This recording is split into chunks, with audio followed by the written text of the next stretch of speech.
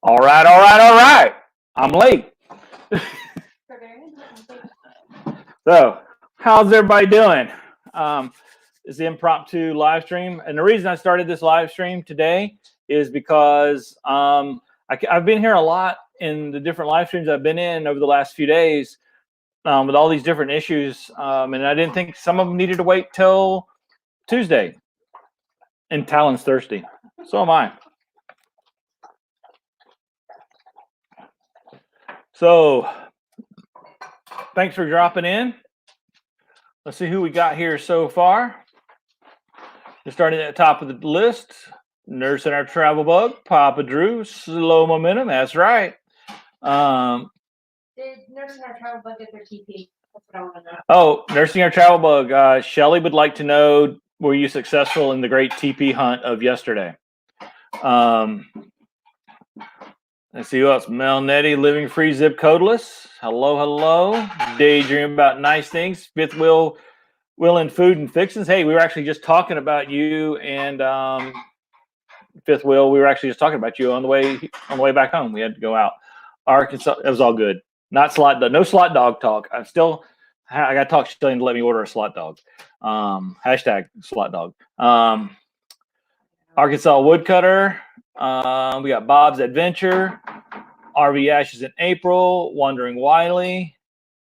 I think that's everybody. Hello, hello, hello. Thank you, thank you, thank you.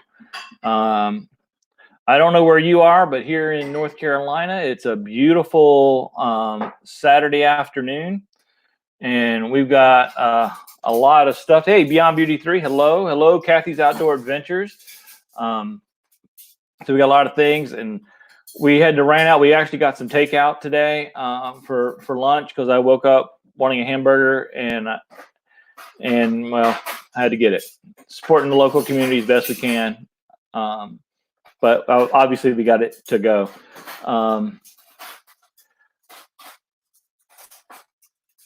Wondering why they was successful on their TP hunt. Nursing a Travel Bug, they're good with TP. Just shopping for Sunday dinner supplies and other stuff. Yep. Wondering Wiley. Let me finish reading what he said. I got to put this up here. Now, if I could just get a haircut, maybe put in a man bun. No. And whoever named it a man bun was incorrect, because a man would not wear their hair in a bun. A male might, but a man won't.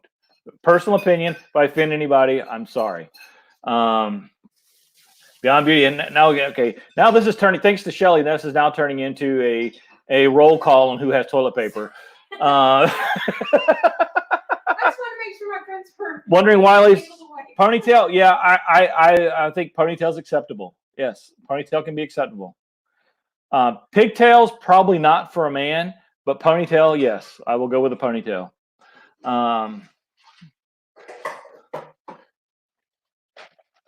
Yeah, you just haven't gotten used to man bun. Yeah, I actually got a haircut yesterday. It's not really hard to do when you don't have any. So what are we talking about here today? I know, man, you guys are just flying by with the chat. There's only 12 of you in the room, and it's going crazy here. What's the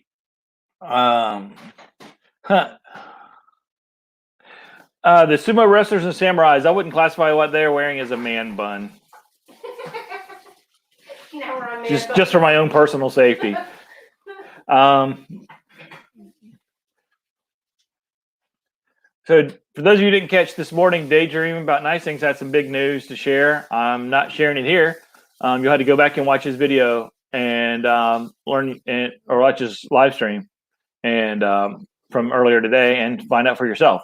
Really So cool. big news, really cool. Go watch his stuff.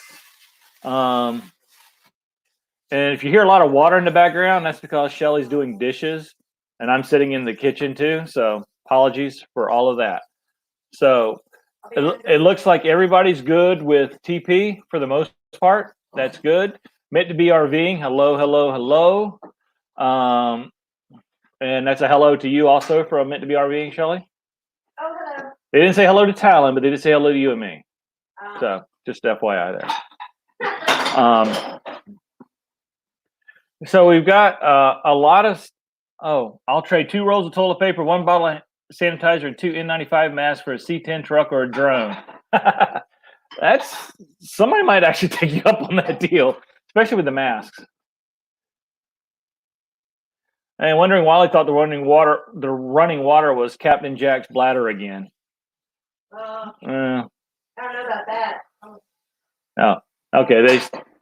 I would pass on the hello to Talon, but is she outside? Yeah, she's outside. She's not ready. And she's not ready.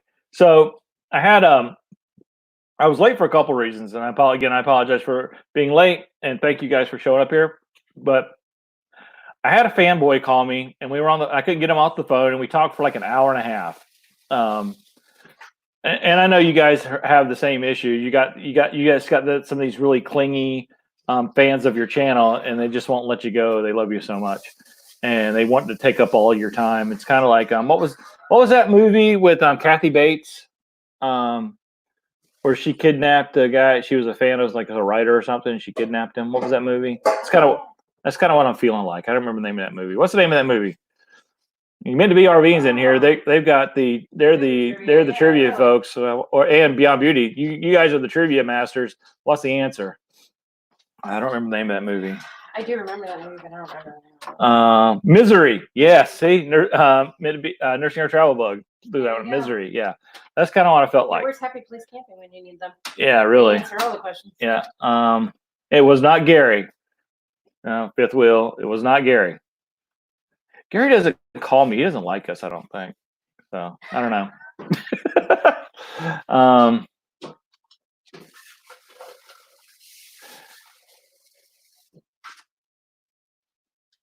Yeah, I'm looking at all this stuff here. So what pressing? Oh, thank you. What pressing tech issues are we dealing with today, folks? Tell them about the live streams, what you saw. What can you talk about? Yeah, because I forgot. Where's the lid? You forgot about telling them? No. Oh. Or you forgot what you were talking about? Yeah. So, for those of you who are in Captain Jack's live stream, excuse me, you got to take a drink.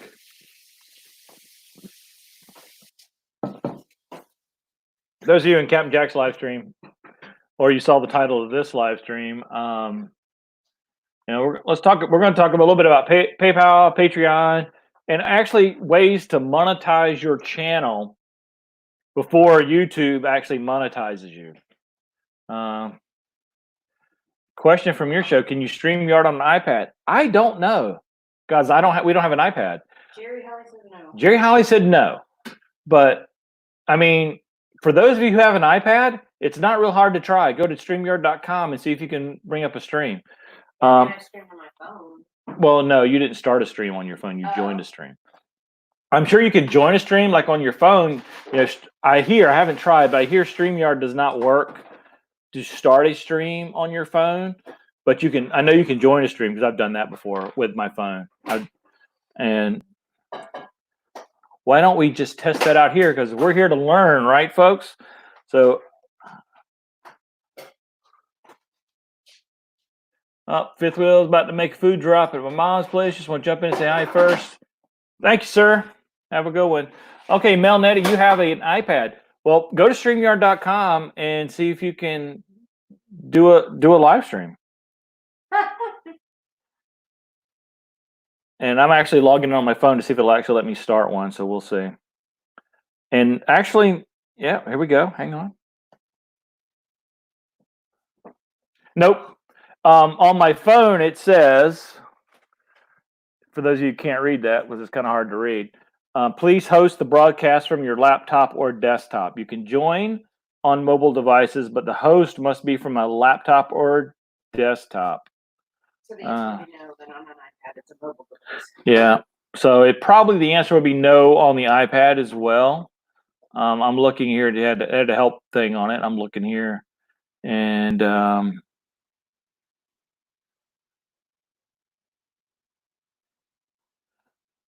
yeah.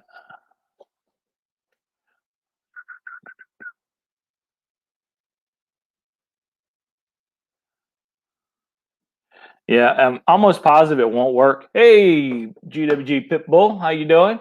I'm almost positive it will not work on an iPad, but that's just a guess based on the little test we just ran there. Howdy, Roy and Becky. How were them pancake? No, French toast. It was French toast today, right? Can't remember because it made me hungry either way. Because you were talking about it yesterday in your live, and you talked about it in the morning in another live.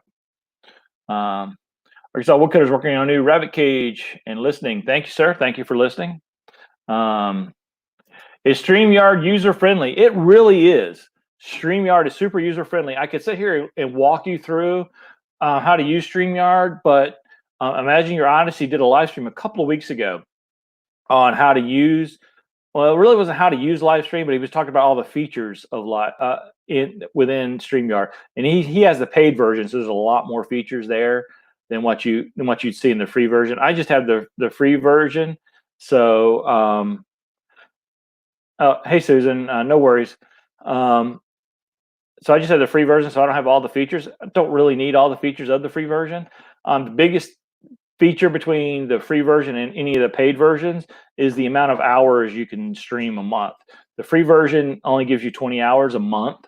And for me, that's more than enough. We use 2 hours a week on average. Usually we're going to be, this week will be a little bit more because I've done a live stream a few days ago, impromptu, and I'm doing this one kind of impromptu. So you can also do Facebook Live. Yeah. So StreamYard is great. Go to Manage Your Odyssey, look for it was a live stream, but he actually titled it and everything about using StreamYard. But it's real simple to use. Nothing, you don't really need any special equipment. Wondering Wally wants to know what's a good app for Android phones. If you're talking about live streaming, your choices are really using, unless you have 1,000 subscribers. You have 1,000 subscribers, you can just use YouTube, the YouTube app, to go live. But without 1,000 subscribers, you can use either Streamlabs or Prism, are two of the most popular ones for both Android and Apple phones, and they're both free on your phone, on your cell phone. Does StreamYard have night vision? No. Yeah. So I've used Prism once as a test, and I liked it from my phone. And I've used Streamlabs once from my phone, and I liked it from my phone. So it wasn't the easiest thing in the world to use, but it wasn't bad. But like Daydreamer just said, like Gary just said, it's limited on its features unless you pay for it. But that's like a lot of these things too. If you want to have a live stream where you can bring people on easy and share your screens easy and all this other good stuff, and the keyword being easy, then StreamYard is really the way to go. Any other of the live streaming applications that I'm aware of, it takes a little bit of effort, and it's a little technology involved to get people to come on. And Drew, remember when I was talking earlier about the fanboy who wouldn't let me off the phone? Well, his comment is on the screen right now. That's my stalker.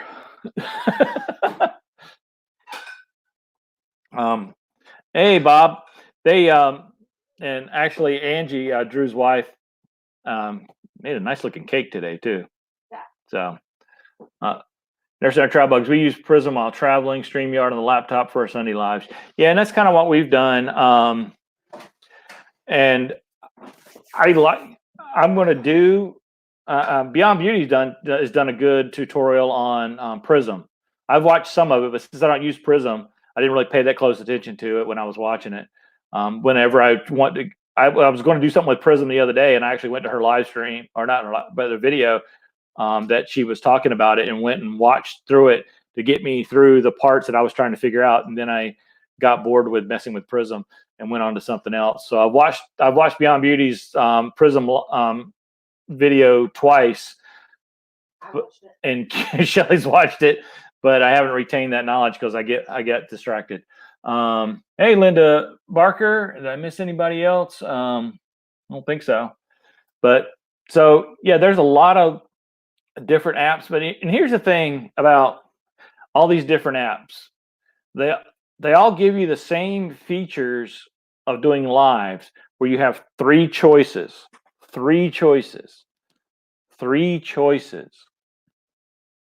Public, private, unlisted. And those are key. Those three choices are key. Okay, it lets you log in, but does it let you start a live stream? Because I can log in on my phone on StreamYard, but does it start a live stream, make it private or unlisted, and then hit enter the broadcast studio and tell us what it says? And Shelly's fries are done, if you heard that ding. But again, to go back to those three options: public, private, and unlisted. If you want to do a test of your live or your equipment for a live, public is the last option to choose, because don't make your mess ups or your really bad videos because you're trying something new and you don't know what you're doing. Don't make those public for the world to see, because as you can see in this community, hey, Northwoods RV, thanks for dropping by, and thanks for that live stream today with Art of RVing, and that was a great interview. But if you go public with your, I mean, it's just basically like airing your dirty laundry, right? So go private, then only you can see it, or better yet, go unlisted. Unlisted, it's public, but it's not showing up on your page. So you can send that link to anybody you want, and then they can click on that link and bring it up in YouTube. So by doing an unlisted live stream, now you can test everything without the world seeing your test. So that's the biggest thing. Yes, Roy. She was warming up fries from Red Robin. So I love my air fryer for that, by the way. she's using her air fryer for that. So that's the key. Get to, don't, I'm trying to figure the best way to say this. If you want to go public with trying it, that's cool and that's fine. Nobody's saying not to necessarily, but if you want to keep presenting a same level of quality on your channel, because the only way to know if your lives are going to work or not is to actually do a live, but you don't have to do a live for the public. You can do a live, like I said, unlisted or private. So either one of those. Is it? Just bring on that. Yeah. I mean, Drew has a secret YouTube channel with all the behind footage of us working on live streams. It's very funny. I'm sure it is. Okay, there's the answer. So the answer to being able to do StreamYard from your laptop, from your iPad, is no, thanks to Mel and Nettie, because it does say, same message I got on my phone, you have to host it from a laptop or desktop. So thank you for doing that. I really appreciate that. If anybody else has any more questions about what you can and can't do or how to do things on an iPad, since I don't have an iPad, if you'd like to send me an iPad, I'll be more than happy to figure that stuff out for you on the iPad and then share it with you here.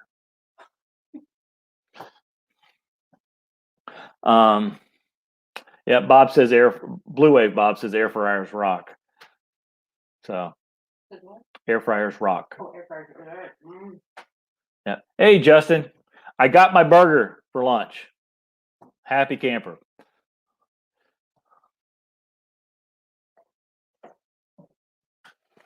And Papa Drew's iPad is covered in old cake, which is not surprising. So, and I've helped quite a few people with their set up live streams, and that's exactly how we've done it. We've set up with doing unlisted. The other part of it, doing it with, especially with StreamYard, is you click on that enter the broadcast studio thing, and then you're there, and you can bring in your guests. You can actually have a conversation. Just don't hit the go live button in the upper right hand corner, and you can test out. And that's what I've been doing with our Sunday dinner live streams. We had a test yesterday with one of the channels who's going to be eating dinner with us on screen. And we just set our cameras up, and they set their cameras up. And we make sure the lighting is good, the sound is good, we're not getting any feedback and all that good stuff. And you're doing that without using up any of your time on StreamYard, your 20 free hours a month, and you can still see everything. There's no reason to go live at that point. The only reason to really go live for what we were doing in that case was, we were worried about bandwidth issues, which we weren't. So today is the 11th, and I think, Shelly, what date did you pick for Christina? The 15th? The 16th, of course. The 16th. So, the 16th is where we're hoping for Christina. Yeah. Last week we spent 2 hours on a private StreamYard. And you know what? It really wasn't a private StreamYard. It was actually the StreamYard for the live. I just didn't hit the go live button. So you don't have to create all these different live streams. I actually have one live stream in StreamYard that I just sit there, and then it's called test. And I just use that whenever, if I'm trying to help somebody with something, or I just want to talk to somebody face to face, I'll just hit that test and I'll send that link to the other person, and they'll come up and we can have a video chat within StreamYard. It's not being broadcast out on YouTube or anything, but it's like FaceTime. Why not Streamlabs? Why not Streamlabs? For me, it's complicated. It uses up a lot of computer resources. And the big thing about stream, is that a question somebody asked that I missed, or are you asking? No, me and James are having a conversation. Oh, your brother? Yes. And I'm gonna guess he uses Streamlabs. No. Oh, okay. Sorry.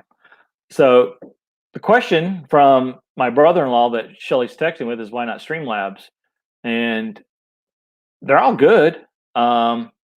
They just with Streamlabs and OBS Studio and Prism, their applications on your computer. So they use your computer resources. So if you don't have a good, strong computer, then they can, then it may not work. And yet, that's true. That person can use that link anytime they want, but they can't, since it's a link as a guest, they can't actually come up and do anything with it. At least that's my understanding. And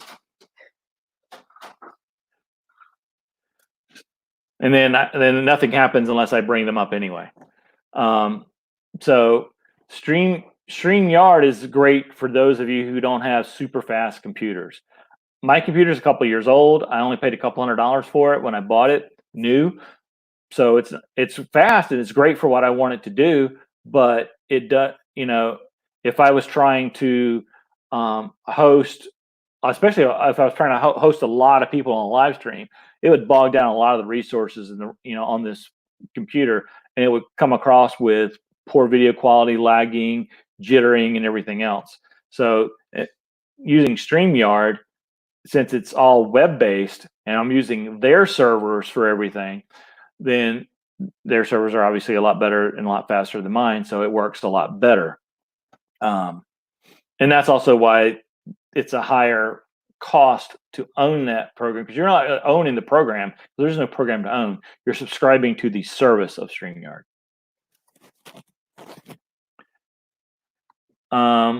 Works on laptops. I'm not sure what you're talking about. Works on laptops, but yeah, everything I just said works on a laptop. I'm on a laptop right now, and I'm using StreamYard, as you all can see from the duck.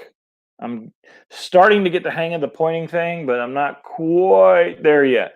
Yeah, I was pointing to cookie jar.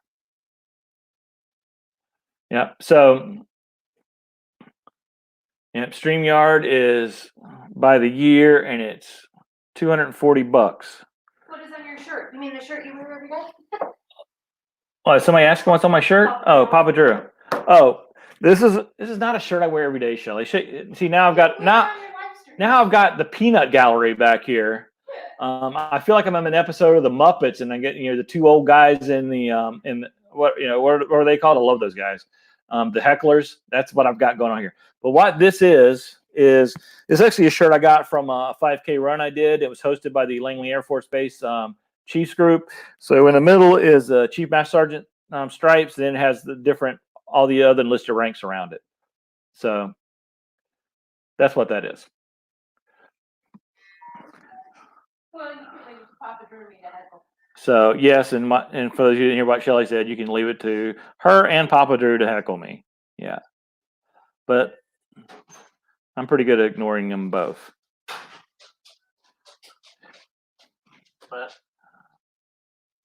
So, sorry, I had to fix something on my phone. Make sure the volume's down on my ringer. So that's what's on the shirt. Hat's our logo, and now what you're actually fixing to see between our Epic RV Adventure and Papa Drew is actually pretty epic and a technological marvel, I will say.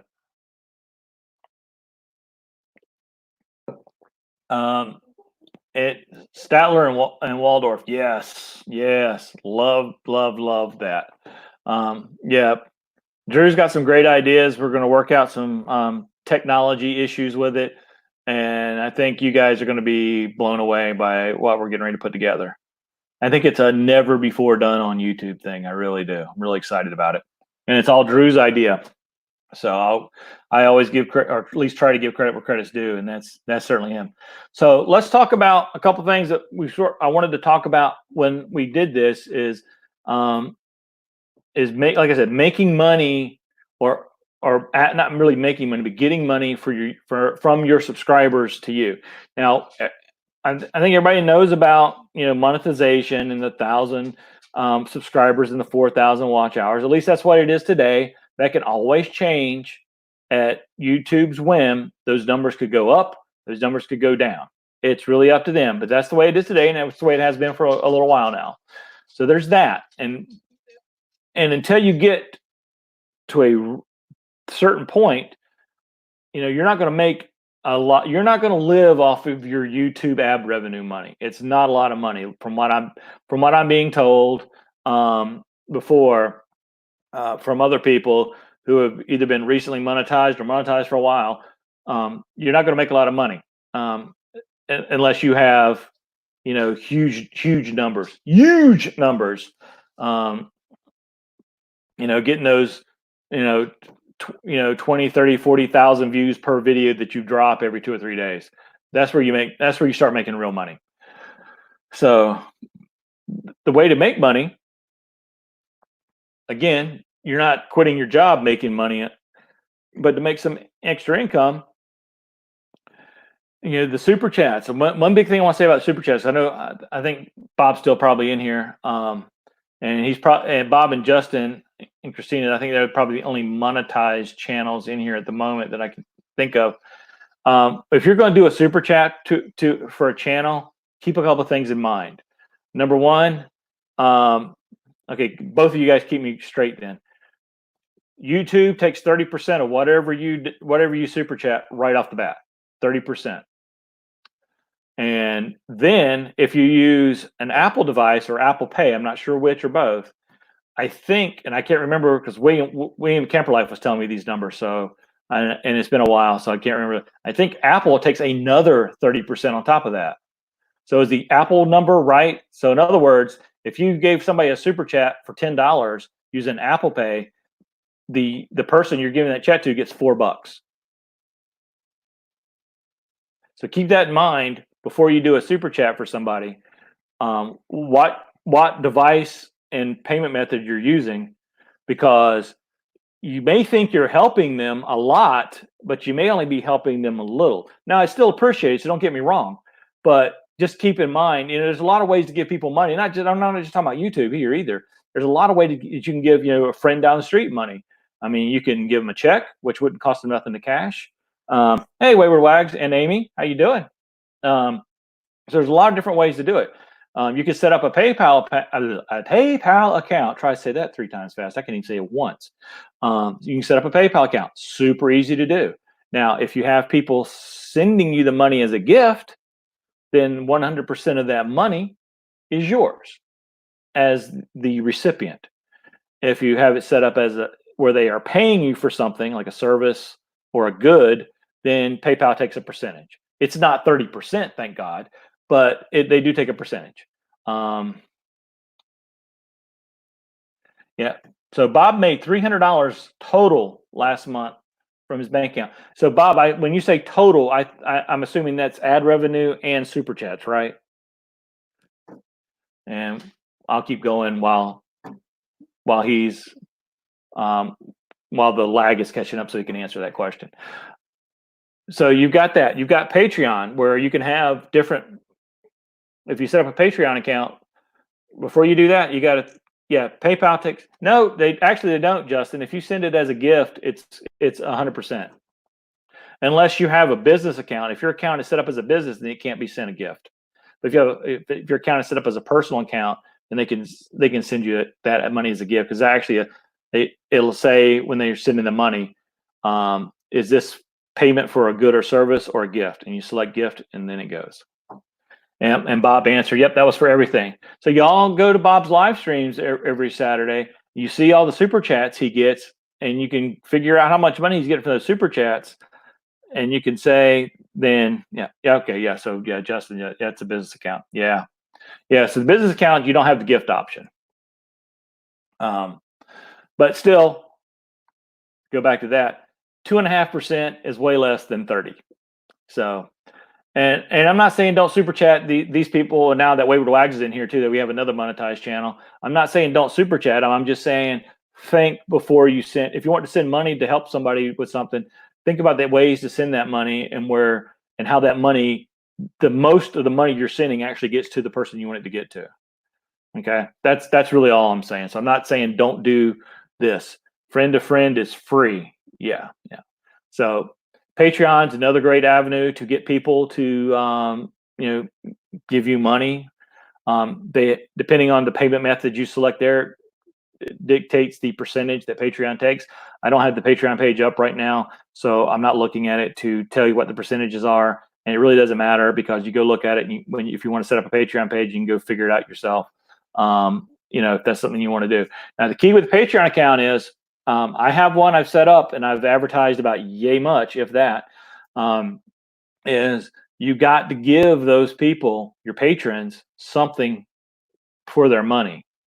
You just can't say, I got a Patreon account, $5 a month, give me $5, please. You'll get some people that do that maybe, but why should I just give you $5 a month every month and I'm not getting anything out any more than the person who's just a subscriber to your channel. So you've got to get, you got to have some content there. Hey, Jerry, how you doing? Yeah, Melanie, PayPal seems to be the best way. And again, every situation is different. So PayPal may be the best way, but it may not. PayPal worked. Yeah, something quick. PayPal is definitely the way to go. Patreon, it requires a little bit more work on your end as the content creator, because you have to have something of value to them. Now, that could be something easy. It could just be like outtakes or advanced information or inside information on what you're doing. That's kind of hard to do now as far as advanced information on what you're doing, because we're all kind of doing the same thing, right? We're all sitting in our homes or our RVs, twiddling our thumbs, hoping we can get out of here sometime soon. So not a lot of insider information on in that aspect, but there is. Oh, wait a minute. There we go. Tom told me to post your love stream and said, well done. So for those who don't know, on Papa Drew's Facebook page, he invited everybody to come watch his love stream for last night. Love stream. I guess it turned into a love stream. I don't know what happened last night. It was kind of wild. It was a lot of fun. But anyway, as I squirrel around, the big thing too about the Patreon thing is, again, you just gotta have the content to give to your viewers or to your subscribers there. May not be difficult for some. Maybe the Amazon affiliate store. I know most of you or all of you is aware of the Amazon affiliate program. If you're not, just Google Amazon affiliate, bring it up, start a page. It's real simple to use, real simple to set up. That's a great question. Is the Tom that comments on all of our videos first? Is it Tom from MySpace? I never thought of that. That's good. So obviously that's probably Bill typing that in, but yeah, that's good. That's good. It could be. So the Amazon affiliate store is a good avenue. A lot of different companies have affiliate programs. Like if you look at the links on our descriptions on most of our videos, we've got we're affiliates with Filmora. We use Filmora for video editing. So if you click on that link that we have for Filmora, you get like 20% off, and I get like 10% of that or something like that. And there's a couple other things along those same lines. So, but you're not going to make a lot of money off of off the Amazon affiliates either, unless you got the crowd. Now, I've made $100 off of Amazon affiliates since we started this 4 months ago, and almost all of that came off of one video, and actually didn't really come off the video as much as it come off of Facebook. And it was a video I did on the Ring doorbell for to put on your RV. And about the time I dropped that video, all these RV groups I was in, people were asking about cameras and things like that for their RV. So I was just dropping that Amazon link in there, or the link to my video if it was allowed in that particular group. And then people were clicking on it, and then they were buying the Ring doorbell. And so that and the something else were the things that you really made us. But again, we made $100 in 4 months. Of course, we're not a huge channel, but we got.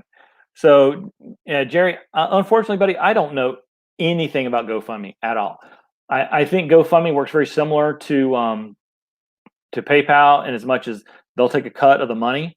But so I don't know. What I would do is look at the thing with GoFundMe is they set up the pages, within GoFundMe, so then you can like just share that out on Facebook and Instagram and Twitter real easy, versus if you just had a PayPal link to your PayPal account saying, please send us money for XYZ. So at least with GoFundMe, that will give you a nice web page where you can write your story about the need for the money, and where the money's going and all that other stuff. So the PayPal's in effect. So even if the fees are higher with GoFundMe than say PayPal, it might be a better avenue to go for I know what you're talking about, what you're trying to do.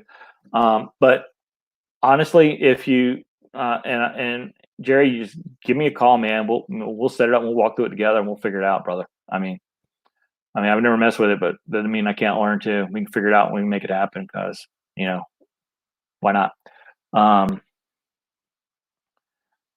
Yeah, Kickstarter is another thing you can use.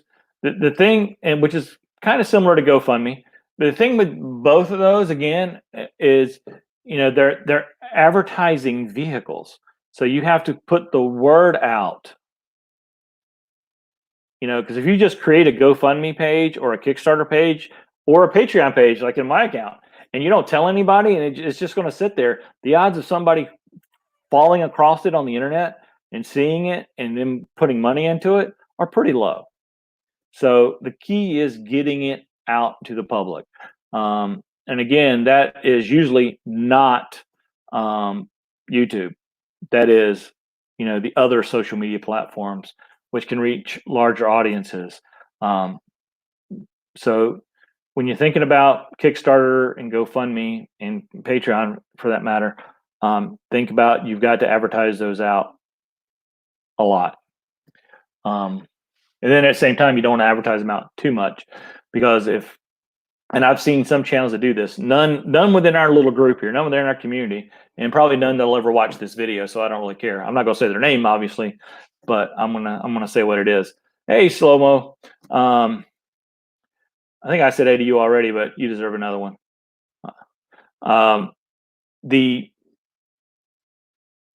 man, TBI stuff sucks.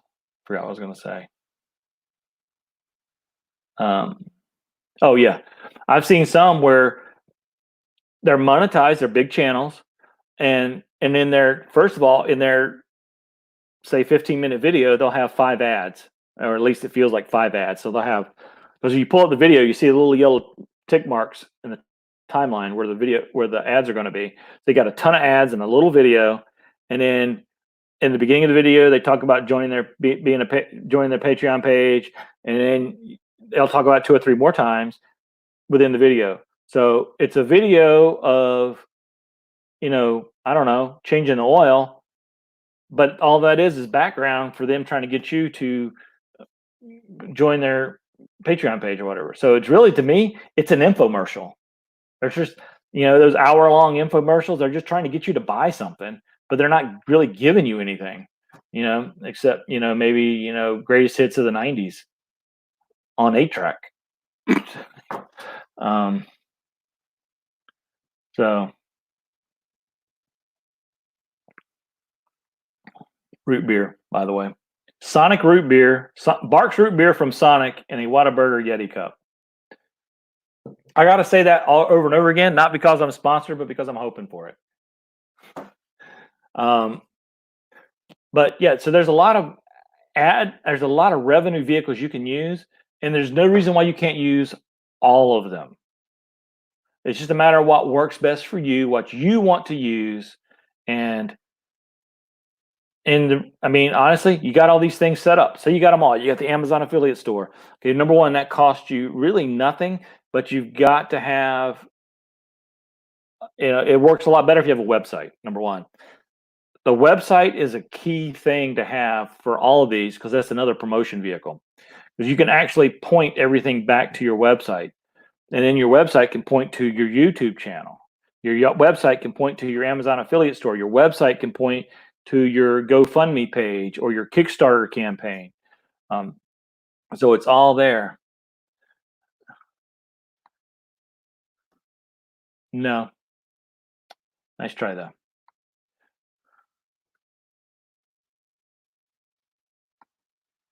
YouTube still pays creators ad money even if you have YouTube Premium. Oh, okay. It's good to know.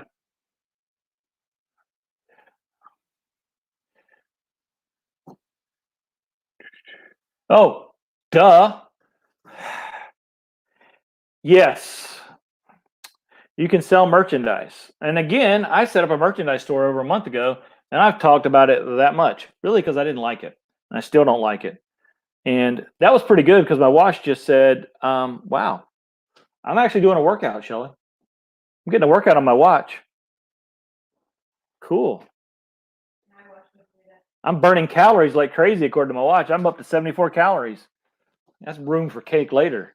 Hey, Lucky Dog Productions. Another Bob in the house. Along with Bob's Adventure and Blue Wave Bob. You can never have too many Bobs, I always say. Well, I've never said that, but it sounds good. But merchandise is a good vehicle too. But you've really got to find a good place to sell it. Like I said, I actually have 2 or 3 merchandise stores, but I didn't like any of them because the prices were so high. Even though I was making nothing or virtually nothing, like I'd sell a t-shirt for like 25 or 30 bucks and I might make $1 off of it. Hey, over the hill. So meeting of the Bobs. That sounds kind of scary, actually. But I didn't like the fact, because I don't want to sell. I don't want to ask somebody to, because like I've said before, every dime I make through YouTube, any YouTube, I'll say my workout just ended, so we're done. No, I'm just kidding. So any money we make off of our venture into social media, I'll put it like that, goes 100% to vets. So I don't, so I don't want to say no to somebody. I don't want to ask somebody to pay $30 for a Hanes t-shirt that really costs $5, but I only make $1 or $2 off of it. But I think I found another place that has better prices and good quality. And I started to set up their store yesterday, and I'll probably finish it today because somebody's bugging me to hurry up and finish that. So the merchandise is definitely a way to go, but you got to have good merchandise too at good prices. And then it also rolls back to you also have to have good quality content. Nobody's going to buy your t-shirt or your hat or your Speedo or whatever it is you're selling if your content stinks. So now it all rolls back around. You got to have good content. So at the end of the day, that's where it's all at. You make the good content, eventually the people will find you, eventually being the key word. They will find you, your channel will grow, you'll pop up higher in the search results, and life is awesome. But you've got to have good quality videos, you've got to have good quality merchandise, and you have to be authentic in everything you do. Because people know when you're lying. They just do. You got to make that connection with people. That's what makes people want to buy their stuff. To this point, honestly, I have bought nothing from any. No, that's not true. I bought one thing from one YouTube channel store. One thing. And for the longtime followers of Our Epic RV Adventure, back when we used to do Friday night live streams, you will know what that one thing was and what channel it was, because it was on our Friday night live streams, almost every single one of them. So Bob's Adventure, amazing idea, because even if they don't like your channel and they think your videos suck, they don't have any choice but to buy it because they can't find toilet paper anywhere else. So toilet paper, logoed toilet paper is the way to go right now, I think. Absolutely. That guy's brilliant. I'm going to have to start that up right now. Now, RV Kids TV, they were signing rolls of toilet paper, but they were giving them away. So I think they kind of let that one go by. And they shouldn't have just signed it and let it go away. Slap a sticker on that bad boy, sell it. But yeah, I really like to see, because I love all you guys that are in here right now, not just because you're in here following my stuff, but because I watch your stuff and I enjoy the quality and the authenticity that I see there.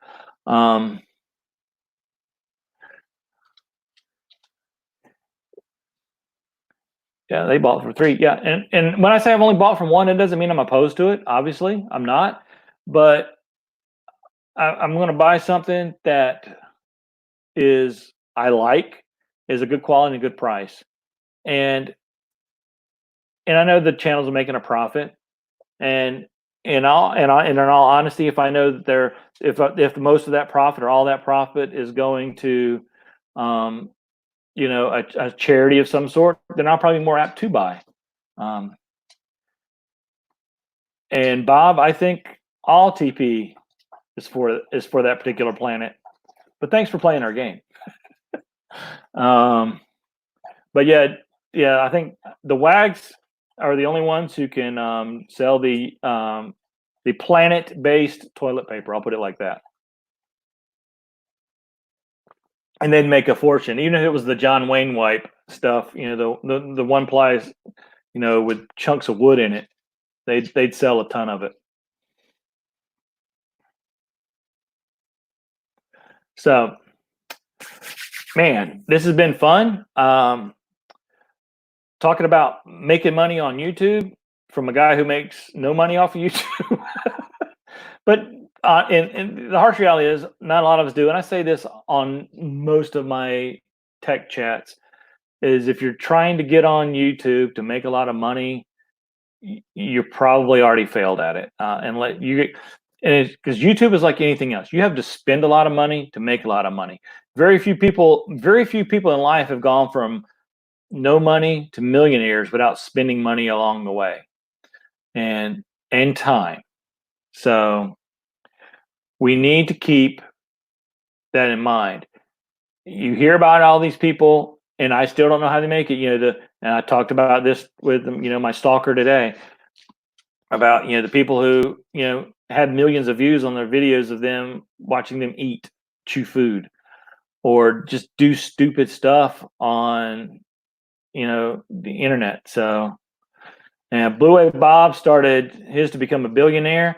Well, you're only about, I don't know, a billion away now, right? So like the rest of us. But just go in with the right intentions. If you put out good quality stuff, when I say good quality stuff, I'm not talking about your editing skills as much as I'm talking about the content of the video. The editing skills will come with time. People can help you with that, whatever. But it's what you're doing in front of the camera is what sells. So, and I've seen channels out there that have great, editing, dramatic special effects footage and everything else, but the quality of the video, in other words, the quality of the content of the video is lacking. And it shows in their number of subscribers and number of views.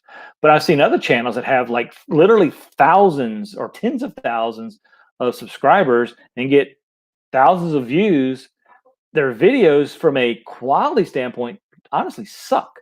But the content is amazing. It's fun. It's engaging. So even though their video skills suck, they make up for it because their content is great, relevant, real, authentic, whatever you want to call it. So they get the subscribers and they get the views. Hey, Stacy, how you doing? So yeah, Bob said he's in the hole. Yeah, we're all in the hole. I'm over here looking at my GoPro and my drone and okay, my gimbal. Yeah, I got a long way to go before I could break even on YouTube, because I might have bought the drone if I never would have started the YouTube channel. I probably would have never bought a GoPro, and I definitely would never have bought a gimbal without it. Yeah, and what Shelly just said, without the GoPro, we would never have had the cane cam. And thankfully, I haven't had to use the cane cam in a long time. It's been a long time since I've used my cane. It's been almost 3 weeks. So that's pretty awesome. I did go a week or so with my knee taped up, wearing my brace last week, but I'm no brace, no tape today. So the knee's doing good today, which means I had to go to work. Jerry's on his second million. He just had to give up the first one. Yeah, I'm with you, buddy. But yeah, so you can make money off of the internet, not necessarily YouTube. You can make money off the internet. There's a lot of different ways that we've talked about here in over the past 52 minutes and 34 seconds. So if you're wanting to kind of roll back to when we're talking about the best way to, if there's a channel out there that you want to support, the best way to support them is to give them that money, as much of that money as possible. Let them have it directly. So, shoot them up, send them that money via PayPal, send them that money in a check in the mail, or honestly, buy them something. I mean, if you know their address and they want something, like, I don't know, like an iPad. Yeah, like Shelly said, an iPad or a tripod. Go to Amazon, buy it, and ship it to them. Depending on whatever the monetary gift is you want to give, Let's see, what's pause and effect saying here? I just popped that up without reading it, so let's take a look. Our focus is paying it forward, and so far that is working well. We are paying everything forward, and since we are having fun, if the funds never return, we still did what we felt was the right thing. And that's the key right there. Thank you, guys. That is absolutely the key. That's not just the key to YouTube. That's really the key to life. It really is. But what is the meaning of life? Does anybody know what the meaning of life is? I bet if nursing on travel bug is in here, that Bill knows the meaning of life. Hey, Mr. Roboto. Welcome, welcome, welcome. Yep. So, yep, Melanie said they're donating to the WAGS Foundation. We make money. Justin, my man, that's right. The meaning of life is 42. Absolutely. And if you don't get that, I'm not even going to tell you where to look. I'm going to say you're going to have to Google it. Why is the meaning of life 42? Well, where is that line coming from? So and then watch the movie, read the book, either one, you'll enjoy it. So yeah. So just to be clear, you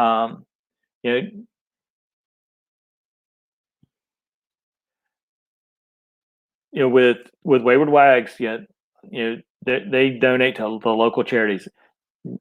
Shelly and I, we are copying what they're doing. They are Dustin and Leslie and Scout are the vanguard. They're the front runners. They're creating this avenue, and we're following in their footsteps. And a lot of other channels are too. I know Papa Drew is Happy Place Diaries. We're all kind of getting in that, getting behind Dustin, Leslie, and Scout, and pushing money through them to different local charities. And honestly, that's cool. When we first started doing this whole thing of watching YouTube videos, not even considering having a YouTube channel, we came across Wayward Wags, and and one of the first videos we saw from them was actually the first time they gave a donation to a charity, and it just blew us away. We had no idea anybody was doing anything like that, and it was amazing. I'm not going to sit here and talk about how great Dustin and Leslie are, because I don't have enough time for that, because I've already been on an hour. They're definitely great people, and they're doing great things. But yeah, Jerry, you love that sticker board. Yeah, these are from, oops, there they all fall. These are from last Sunday. We showed them on our channel, but we hadn't got them on the board yet. So we got to get them up here on the board. Of course, kind of blocking it a little bit, but there it is right there. Jerry and Diana chasing the 70s. So, but thanks. Melanie, Talon and Scout. Yeah, they're awesome. I don't know what they'd be like in the same room together. I think they both just stand there and stare at each other. That's what Talon would do anyway. She just sit there and stare. But so yeah, and again, you don't have to. Shelly and I, or Shelly came up with a term, or heard the term, or whatever.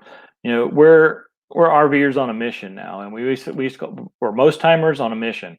That's kind of our catchphrase, tagline, whatever you want to call it. So that's what we're all about now. Is our mission is to find those in need, whether it be the small charity or an individual in a community where we're visiting or plan to visit, and try to raise money for them. Very similar to what Susan's trying to do with the handicap community, up in her area. So same idea, different focus group. And you can do that as well, or you can come up with something else on your own, or you can do none of the above. Nobody says you have to be you have to donate any money to charity. It'd be great if you did. I got to throw this one up here. We've given away almost $1,500 of it to date. We have more to give away, but we're trapped like everyone else right now. Yep. And then, well, actually, I will give you 100% because there are none. We actually donate to all of our podcast charities. That's cool. So come up with, because I think if you come up with a focus and a mission for your channel might succeed or thrive a lot quicker. And it doesn't have to be anything related to, giving away or supporting a charity. It's just, what is your channel about?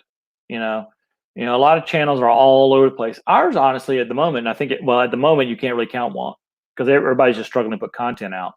But, in the normal world we used to live in, a lot of channels were all over the place. And there's nothing necessarily wrong with that, but it's hard to get an audience, a dedicated audience, if one video is about changing the oil in your RV, and the next video is about I don't know, skydiving, and then the next video is about putting up a fence in your backyard. I mean, none of those topics on their own are bad at all, but if your topics of all your videos are not related in any way, stretch, or form constantly, then you're going to have a hard time drawing in dedicated viewers. You'll get people to subscribe to your channel, but they may not be hitting that ring that bell, and they may not be watching all your videos. because they know that more than likely, okay, that video was good, but I probably going to wait 5 or 6 more videos before I see one that I'm interested in because they're off on these other tangents. So try to get mission focused. Again, another military term. You find your mission, stay mission focused as best you can. Doesn't mean you can't do tangent stuff, but you want the overall theme of your channel to make sense. So the pause and effects. We haven't selected a single charity. We're loosely focused on mainly animal charities and service member charities. We recently did U.S. Honor Flag. U.S. Honor Flag is an awesome charity, by the way. They have a YouTube channel as well, and I think they're also on Facebook. But if you don't know what U.S. Honor Flag is, Google them, look them up. Read their about section. Go to their website, read their about section, which tells where they how this started, where they came from. I'm not going to spoil any of it, but it's a good read. It's a really good read. And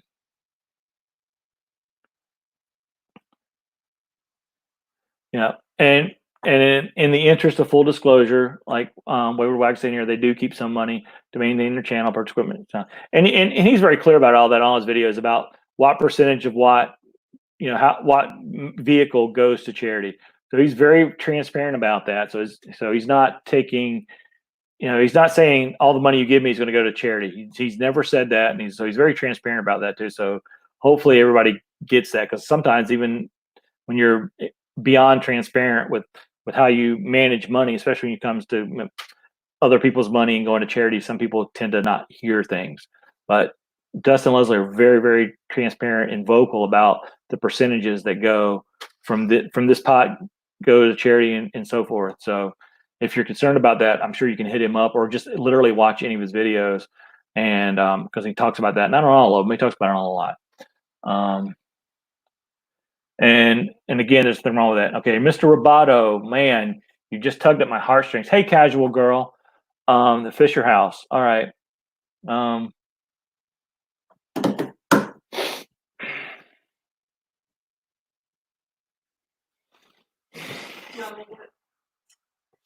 I got it. Fisher House. Okay. I was going to do a video about this, but maybe this is the video. And here comes Talon. Talon's a good dog. She's a good service dog. Come on, I'm all right. Come here. Oh, the cable's in the way. There you go. Come on. Come. There you go. So, and to make it a short story, I was nearly killed in a bombing, and I got a TBI from it, among other things. And 6 months later, I was home, and I had, I guess best way to put it is an aneurysm, and I should be dead. The neurosurgeon who was on call that night in the emergency room said, at best case scenario was I would have been a vegetable. And here I am, no surgery either. But Shelly was very early in her pregnancy with our first child, Kyle, and it's been difficult. And we thought we had lost him a couple of times. Matter of fact, one doctor in an emergency room kept saying over and over again one night that the pregnancy aborted. He used that phrase, the pregnancy aborted. And I finally looked at him and I said, nobody's aborted anything. Please don't use that word with me again. And he stopped. But thankfully he was wrong.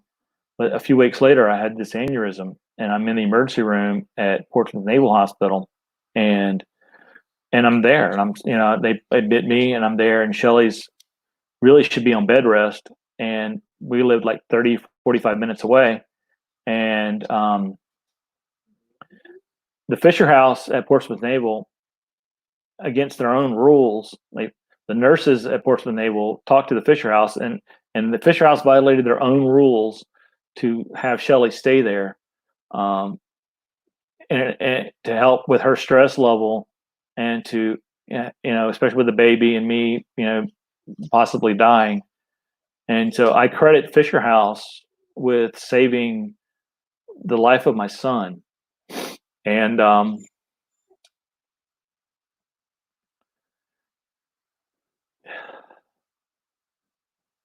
you know, I've raised a lot of money for Fisher House over the years too. And I know Phil and Stacy did as well, and that was amazing with the Army Navy game. But you know, I've got. Shall I go look on by the printer? Mhm. I got something laying on the printer that goes along with what I'm talking about. But it's, you know, whenever I think about Fisher House, I can't stop. But yeah, so I've talked about Fisher House. I got these bad boys right here, and it is a Team Fisher House coin. You can see that, and I've got 3 of them because I've run in 3 races. The Army 10 miler, the Air Force Marathon, and the Marine Corps Historic Half Marathon in Fredericksburg, Virginia. So I've run in more races than that. As a matter of fact, every half marathon I've done, almost every one of them, I've worn my Fisher House hat and shirt in. My yellow Fisher House jersey. So I love the Fisher House. They're a great organization. We volunteered at the local Fisher House here at Fort Bragg. So they're just great people to work with, and I just love that organization for a lot of reasons. You know, they've helped a lot more people than me over the years. For those of you who don't know what the Fisher House is, the simple answer is it's the Ronald McDonald House for military. And again, for those of you who don't know what the Ronald McDonald House is, these are houses near hospitals that provide free lodging and a lot of times free meals as well to family members of people who are in those hospitals. So the Fisher House has been around for quite a long time. Bob Hope was really big in Fisher House too when he was alive, and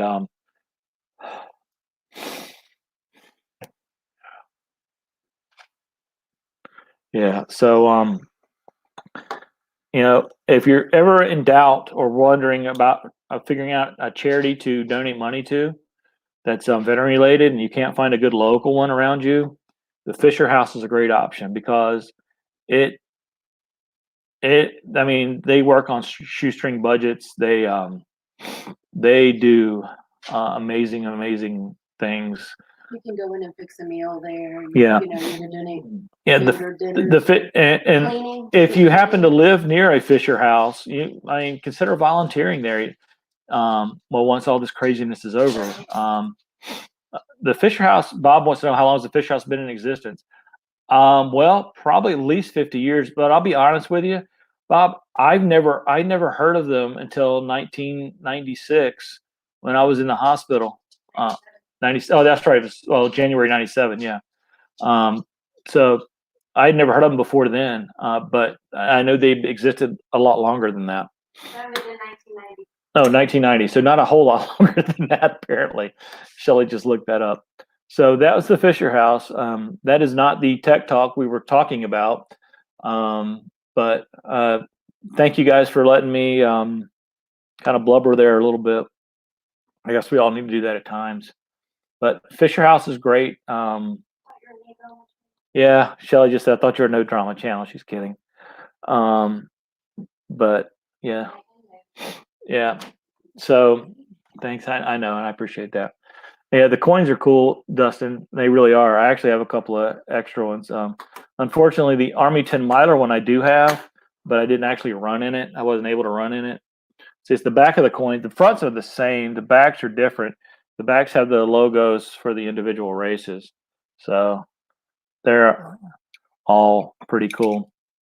And I raise money for them every year. When I ran with Team Fisher House, I think I raised close to $2,000 for them over the years.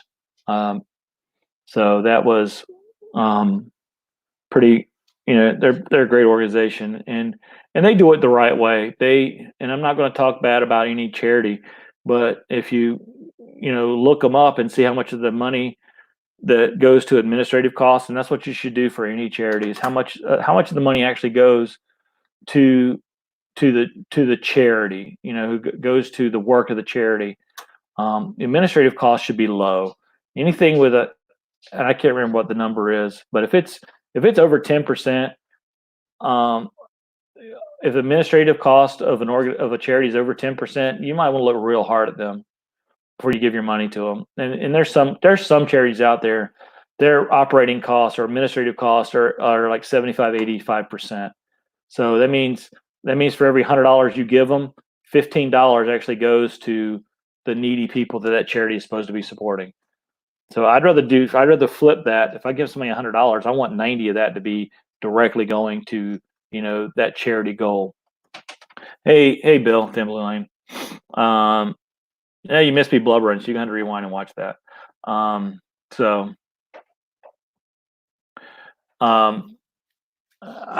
I didn't keep up with the chat, obviously, the last few minutes, and I'll go back later and look at it. I'm not going to go back right now, but make you cry anyway. Yeah. So all these onions in this room. Where's my hamburger? I want to show everybody something. What's left of my hamburger? My love burger. Yeah, I got the love burger from Red Robin today. It even says love. It says love BG. So I don't know if that's love Brigadier General or what. But look at that. Look at that bad boy. Nice roasted jalapeno there. Man, that smells good too. Just want to show that to you. Now I got to come over here and grab a napkin because that thing was dripping. Oh, thanks, Bill. Appreciate that, buddy. You're a good guy. Bill at Thin Blue Lane's a good guy. I don't care what the rest of you guys talk about him. Hey, Uncle Lisa. So yeah, be mission focused on your channel and be consistent in your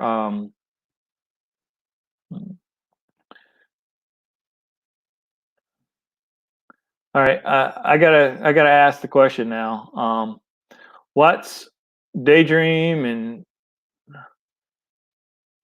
and Slow-Mo? What are y'all talking about? Your Daydream is the proud member, and Mastodon of the Crying Club. Oh, okay. Yeah. So yeah, I think I'll do thanks, Bob. I think I got a lot of cool coins.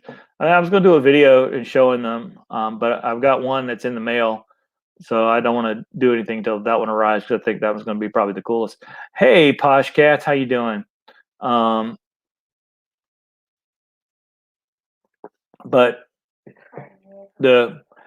everybody coming in right now. What's going on? It says tech support in the title, and everybody's crying, talking about Crying Man Club. What's going on? Well, you had to watch from the beginning.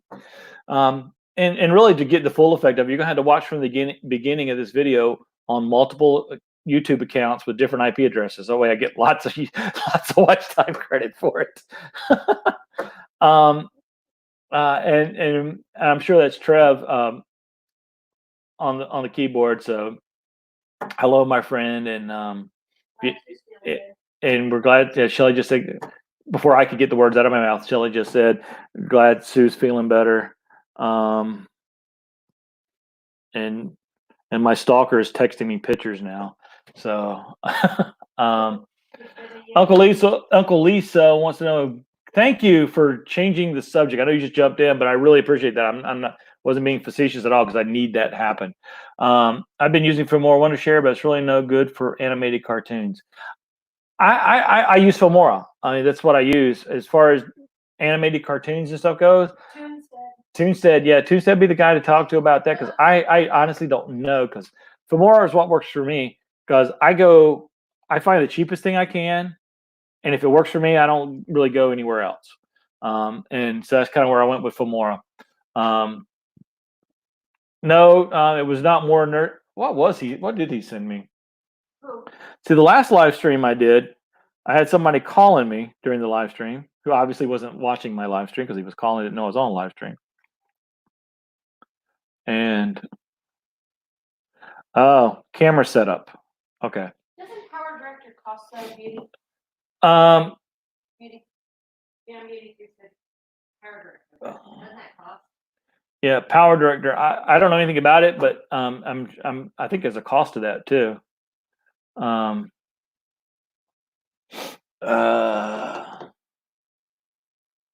Okay, yeah, it's easy to use, but doesn't read animated videos right. It starts adding stuff that isn't supposed to be there. You know, we get that happen in some of those regular videos with Filmar. Not very often, but once in a while that happens. Hey, senior sister, hello. And I'm almost positive I say hello to Amy, but since I see your name popped up again, I'll just say hello again. Why not, right? We're all friends here. Where's Blake?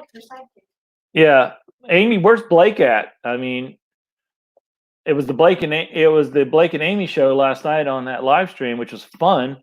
So, where's your sidekick at today? All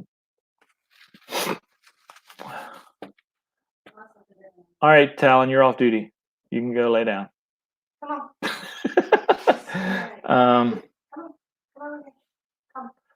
So, yeah, I'm not sure because I know nothing about animated. I don't know a whole lot more about regular video, much less animated video. So unfortunately, I can't answer that question. But I think Toonstead might be a good one to reach out to and ask, since that's all he does. He would definitely have, hey, full-time dream. Then that would definitely be a good source. And I don't know if you have a MacBook product or not, but you know, I don't know, does iMovie work with well with animated? Of course, if you don't have a Mac, it doesn't matter how well iMovie works, does it?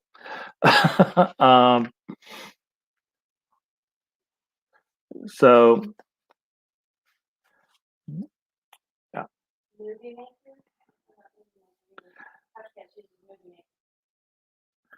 So it's been an interesting day so far. It's been kind of crazy.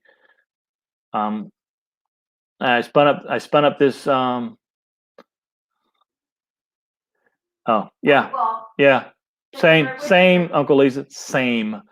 I mean, that ain't no apple. But I was thinking about doing this with it. What do y'all think about this? How's that look? Does that look all right? I gotta straighten it out a little bit. That's what I'm thinking about doing with this. I'm pretty certain that Nursing Our Travel Bug would approve of that, and probably Thin Blue Lane as well. And any other smart people out there.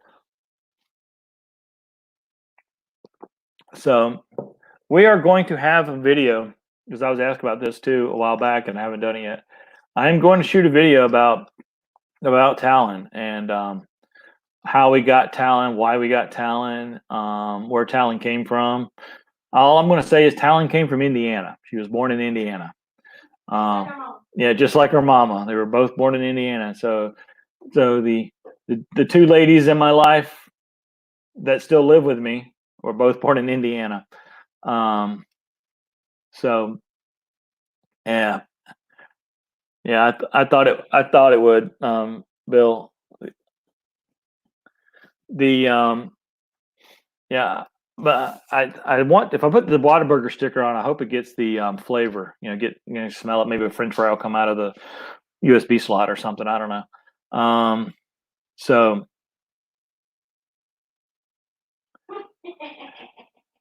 So we're gonna be doing a video whenever I can get up the courage to do a video about Talon, and you're gonna see a lot more Talon coming up over the next few months and stuff. You'll learn a lot more about her.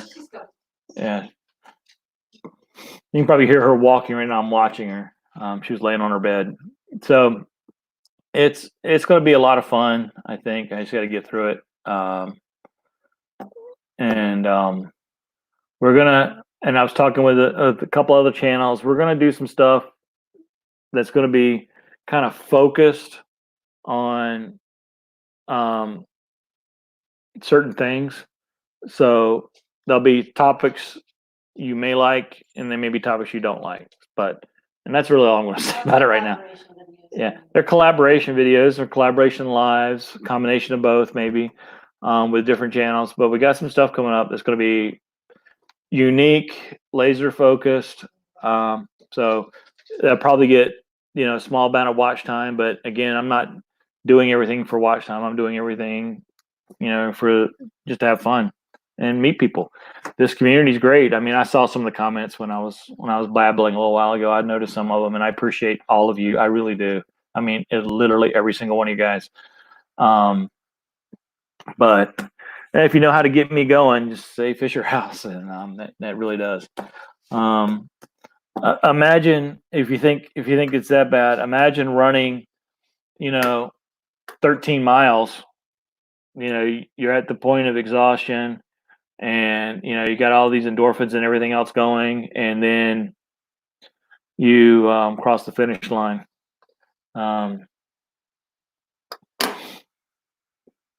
Yeah, Dustin, I'm actually trying to make that video. That's kind of what I'm talking about. So, and I know you know what I'm talking about there. So yeah, just trying to make. I gotta get up the gumption to make the video, and then I gotta, yeah. I've I've told my story a few times in public, and it's never an easy thing. And I didn't really tell you my whole story here. Thanks, Suzanne. But stay tuned and watch the rest. But I'm going to wrap it up here real quick. Been going now for about almost an hour and a half, and I got some stuff I need to take care of today. But again, thank you all for coming today. Thank you for just being part of our lives, mine and Shelly and Talon's lives. We appreciate all of you. We're going to be live tomorrow night at 8:00 Eastern with two special guest channels having celebrating Easter dinner, and just hanging out and talking. And I hope you can join us. It'll also be our 4-month YouTube anniversary. Technically, Thursday was 4 months exactly, but we'll be celebrating it this Sunday. We're going to have some giveaways, and we're going to have what I think is a first of its kind game on YouTube, at least on a live stream. I haven't seen anybody do it. I'm not a game person myself, but I figured I'd do it for the fun of it. So we've got a new game coming, and don't get hopeful that you're going to see any more games from us. There's plenty of other channels that do games, so that's why we don't do games. Because there's lots of other doing. I don't want to jump on their bandwagon, and I'm not that creative. So, thank you guys for your time. We hope again to see you tomorrow. There's a bunch of before I do go though. I do want to hit the schedule. And also, we are real close to hitting 700. So if you could share my channel with your friends and get me to 700 by tomorrow, I'd appreciate it.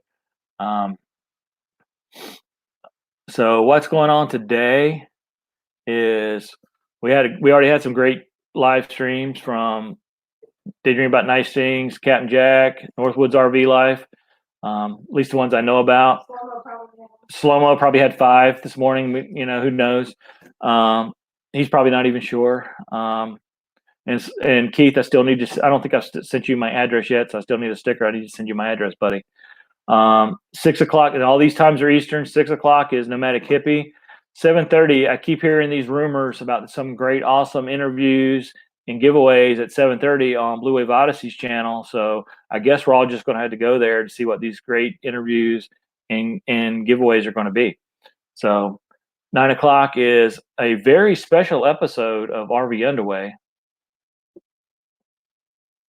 It'll be very similar to the ending of Papa Drew's live stream last night, in the fact that it'll be very female dominated. Then Imagine Your Odyssey with a lesson, and I forgot. I was just looking at his thumbnail too for what he's doing on his live stream at 10 o'clock tonight. But it's going to be something very informative about YouTube. So definitely check that out. And then again, Nursing Your Travel Bugs, the Diary of a Family switching to 2 p.m. Pacific time starting today. So 2 p.m. Pacific time, I keep saying specific, is actually 5 p.m. So check out Diary of a Family at 5 p.m. today. And who knows, you might even see a sneak peek of their neighbors. You just never know, because if their neighbors are on live, you might see Diary of a Family. So if you like one, you might as well like the other one because they're together. Oh, and there's snare trap bugs. Yep. Oop, we need to make a thumbnail. Thanks for the reminder. No problem. And Justin's already backing out. I'm not sure how a live stream functions properly without Justin as a moderator. So Bob, you may have to cancel your live stream tonight since Justin can't be there. And I think once the baby's born, we're just going to cancel all live streams until Justin's ready to get back in the saddle again. Justin's going to have a 24-hour live stream on the baby. Oh, Shelly's just said that Justin needs to have a 24-hour live stream, not of the birth of the baby, but of the baby when it's born. Our son is, yeah. And I don't even know what to say to that. Yeah, it's, I'm with you. I mean, Dustin, we're with you. It's not an easy road to have a TBI or PTSD. To have both, it's a very difficult road. So, yeah, but we're there to support anybody who needs. But honestly, if anybody needs, and I'll say this out there anyway, reach out in the background. My calling is to help veterans like me or worse. That's been my calling for years. It's what I felt God's called me to do. I've gone to school. I have a master's degree in counseling. So if anybody out there ever needs somebody to talk to, Shelly's the same way. She has a master's degree in counseling as well. Yeah. Yeah, hers is specializing in marriage and family. Mine's actually specializing in military resilience. So if you ever need somebody to talk to, either one of us or both of us, we're there for you. I mean, our email is ourepicrvadventure@gmail.com. Shoot us an email with your phone number. We'll call you. It doesn't matter what time of day or night. If you have our phone number already, you need somebody to talk to. We're here to talk to you. We're here for you guys. I mean, that's what we felt God's called us to do. And so we're here for everybody. It doesn't. You don't have to necessarily be, military either. Don't care. If you're struggling, you need help. Give us a call. And so I want to thank you guys. I don't know what this means. You don't want this mess.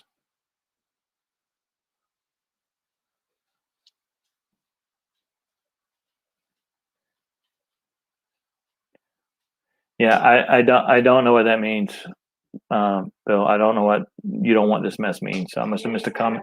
I must have missed the comment. But and Dustin just said the same thing. Same thing. Reach out. Don't want to be one of the 22. Yeah, and I've known people. The mess in my head. Oh, you're joking.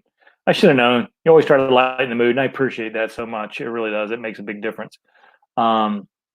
So you don't have to reach out to somebody who has yeah.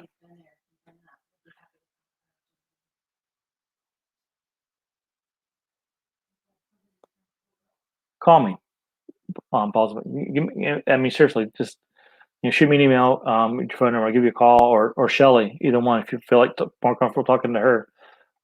Yeah, because I personally have been there, and sometimes I go back there a lot too. So 100%, call us and like Dustin said, reach out to him. It's not an easy thing. I'm not going to sit here and dwell on it. But you've got friends you can talk to if we can give you the right answer. I have a random phone call. Hang on just a quick second. Hello? Yes, is this Michael Willis? Yes. My name is Don Klein. I'm with the Gov and the American Red Cross, and we're trying to go through and updating our database.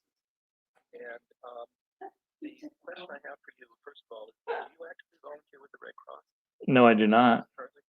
You do not? No. I just want to mention that's not a requirement for the Gov. We just need to check it out because you have to make a note of it both in the Red Cross and in the Gov. Okay, no problem. Thank you for the information. All right. And if there's anything we can do to help, just let us Thank you very much. Okay, thank you. Bye.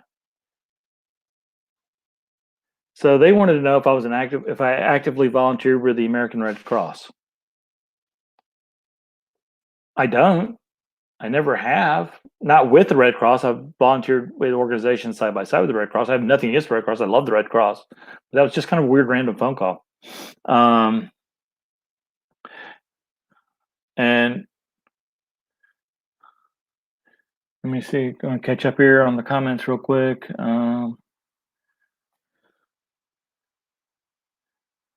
Yeah. Yeah. It's. You know what? That's what I'll do. That was yeah, and honestly, it doesn't matter where it came from. It doesn't. And of course, if it's not Thin Blue Lane that could help lighten the mood with a laugh, it's Wayward Wags. Dustin, thanks, buddy. I appreciate that. Needed that. It doesn't matter where it came from, because whether it happened in combat or a car accident or a domestic violence situation, you know, PTSD, traumatic brain injuries, they all have a massive effect on the family, not just the individual. And unfortunately, a lot of organizations, or not organizations rather, but a lot of people will just look at, well, he didn't get his TBI or his PTSD isn't from combat, so we don't care about them. You know, we only care about the people who got it in combat, and that's really not fair. You know, from an organizational standpoint, a charity, I get it, but from people's standpoint, that's really kind of harsh. But okay, I can't go on with this, guys. All right, let's go down this in order. Wayward Wags, pardon me, sir. Do you have a moment to talk about Uranus? And of course, that's also followed up by pause and effect saying, I'm not reading that one. Y'all just read that one for yourselves. Y'all read that one to yourselves. I may have to have a conference call with Dustin and a mediator here after this live stream's over. But yeah, just reach out. I mean, we'd be more than happy to help. Like I said, you know, Shelly might be more of a help with you because of her specialization being marriage and family. But if you, yeah, but you know, if you feel more comfortable talking to me, that's fine too. I have actually done. Yeah, you literally laughed out loud. I'm just glad I didn't have food or drink in my mouth when I read that. So and senior sister, I did see your comment about your child. He went, you know, five times. Yeah, I deployed 3 times, and the third time was the one that nearly killed me, or should have killed me actually. And we'll talk about that story. That'll be a video because I'm gonna have to heavily edit that one after the fact, so you can actually hear me talk. But yeah, it's rough. And I'll just well, we can sit here and keep talking if you guys need to about this kind of stuff. We can just stop the tech talk stuff and talk about anything else you want. I mean, because like I said, we're here for you guys, and I know you guys are here for me, and I appreciate it. But the problem with people deploying, whether it be myself, Dustin, senior sister's son, or whatever, is, you know, back in, I mean, PTSD is not a new thing. It's been around since the beginning of time, right? And it's been called many different names. You know, shell shock, you know, whatever they call it, cowardice, you know, whatever they called it. But you know, those World War II, and I'll just use World War II as an example, and even the Korean War to a large extent, those military members, they all came home on boats, which would take, you know, weeks or a month to get home. So they had time to unwind, slowly adjust back to a normal life.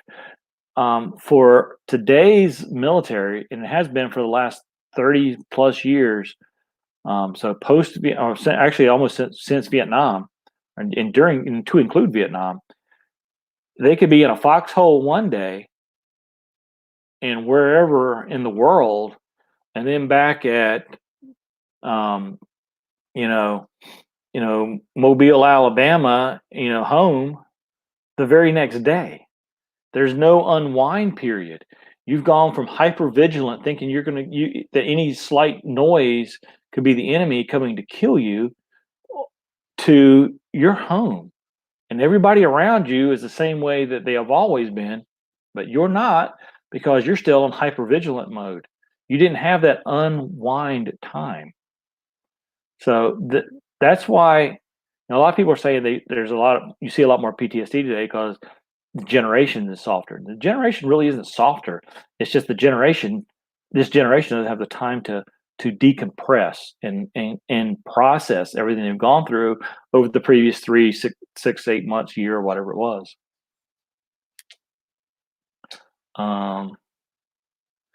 And let's see, I want to read this here. Since the accident, his anger and stubbornness from the TBI causes him to fight against treatment. We did so extensive. Okay. I They put another one in too. Yeah, I fault. Yeah, I missed it there.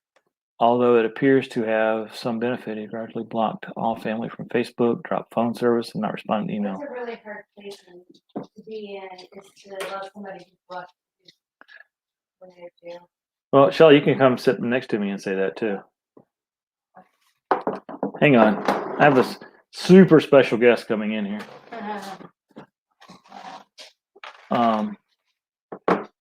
Thanks, Justin. Have a good one. Well, I can't. You got to move everything. There we go. I fought the fact I had PTSD for well over 10 years. And it was a very rough 10 years. Luckily, we're still married. Go ahead and say what you were going to say then. I was just going to say, Paul, that's a really hard place to be in, is to try to, love a family member that's really going through a difficult time and they're blocking you out. And so there's a lot of things you can do for yourself, even if that person can't or won't make choices. So for themselves. And I don't know what your relationship is with your daughter-in-law, but working with her as well will help you. So if you need some of those techniques, you may have gotten some with the help that you've already received.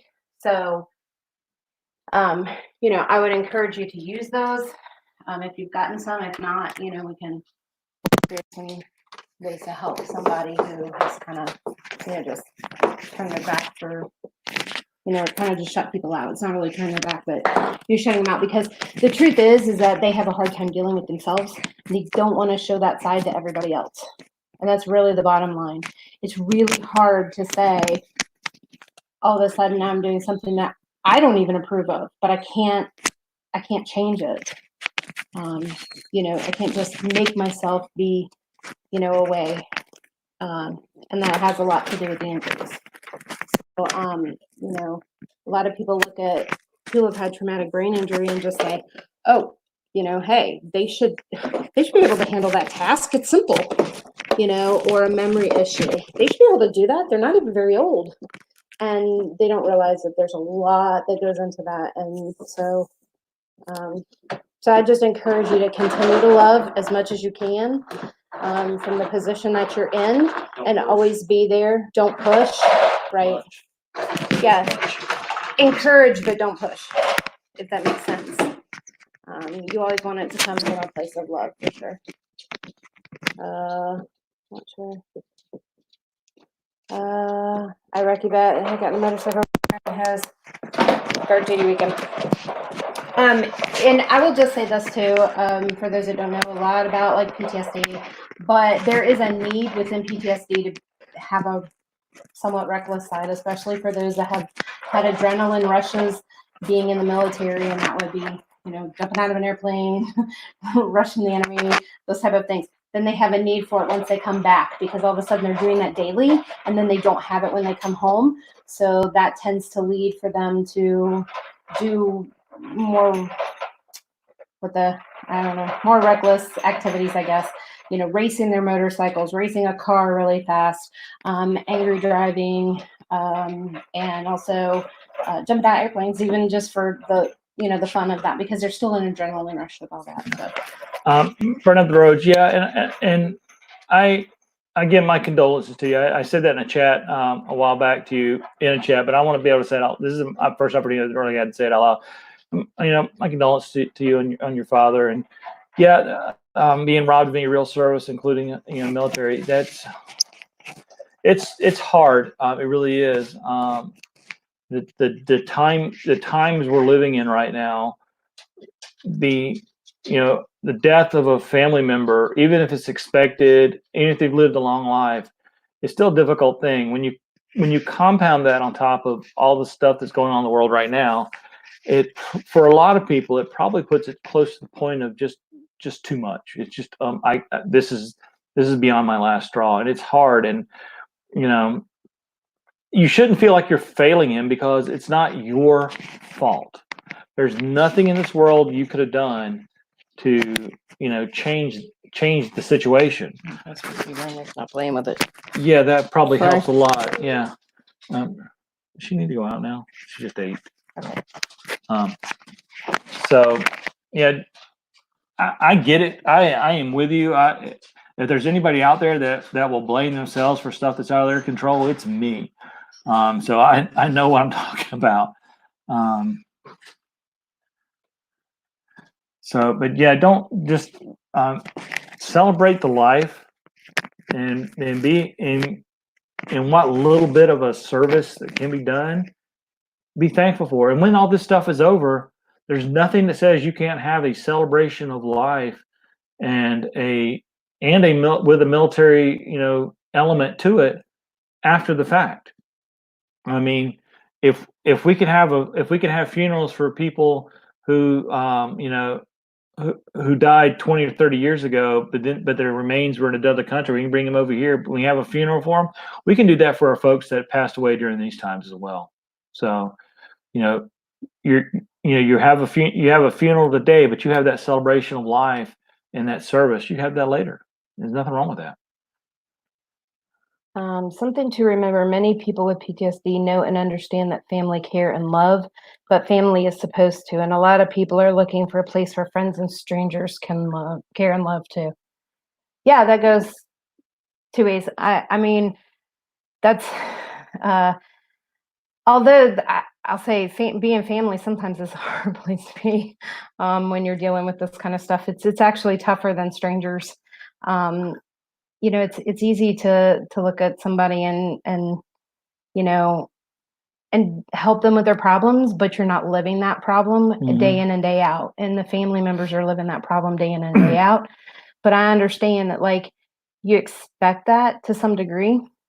Yeah. With a family member. Yeah. So Broadway RV Nesters, thanks for joining us. Obviously, this isn't what you thought you were joining. We are so far beyond tech talk right now, and that's okay. The military needs to revamp the whole system for the ones coming out to gradually transition to civilian life. This transition needs to be guided by a mentor for them. It's changing a lot. I can honestly tell you, when I came back after nearly being killed back in 1996, there was nothing. I mean, nothing from a support perspective, from the Air Force as a whole, from my unit, the people I worked with, lots of stuff. But there was no programs, no official anything for that. And honestly, when Shelly got the news that I was almost killed, there was nothing at all for her from the military, from a support perspective. Oh, hey, Ace and Amanda, Two Dozen Nation, thanks for dropping by. So we've come a long way. Is there still room for improvement? 100%, 100%. I mean, I'm still in the Air Force, and I'm currently on active duty orders at the moment. But so there's a lot we can do. But as we've gone forward, the people in leadership positions are a lot smarter about this. So even if there's not, even where the official program is lacking, the good leaders are filling that gap. Unfortunately, there's not enough good leaders to go around to fill that gap across all the military. So we're getting better. We recognize we have a problem. As a matter of fact, my particular job in the Air Force is the number 3 highest for suicide rates for active duty. So, and once a quarter, all of the chief master sergeants who are who oversee my career field across all the different major commands in the Air Force, we get together, sit in a room together, not on a phone call. We sit in a room together for a week, talking about, the way the career field's going, what to do. And one of the topics we always talk about is how can we combat the suicide rate, and what we actually call it is the suicide epidemic. So we work real hard. We have no answers. I'll be real blunt and honest with you. We have no answers because we cannot figure out why it's happening, especially today, because there's a lot less stress. I mean, still a lot of stress out there, don't get me wrong, but there's a lot less stress on the military members today. And there's no correlating factor. Some of these people have never deployed and they're committing suicide. Some of these people have deployed, 20 times and they commit suicide. So there's no smoking gun, so to speak, to point to 1 or 2 or even 15 different possible reasons why that this could happen. And it's just not military either, because Tim Blue Lane, I mean, he's a police officer. I know that's another. First responders. I mean, we're really going to see more of PTSD and depression once this pandemic's over because of the first responders, the EMS, the police officers, hospital workers. I mean, people that are struggling just to keep it together day in and day out to help others. And then once this is done, it'll be like, okay, now what? I mean, their adrenaline's been on, so we're going to have a big part of that. And guys, I am so sorry that happened to you and with your son. And unfortunately, you're not the first person or first group I've come against that can say that. And I am so sorry, because I'll be honest with you, that's a failure on me. I look at that as a failure on me as a leader in the United States Air Force.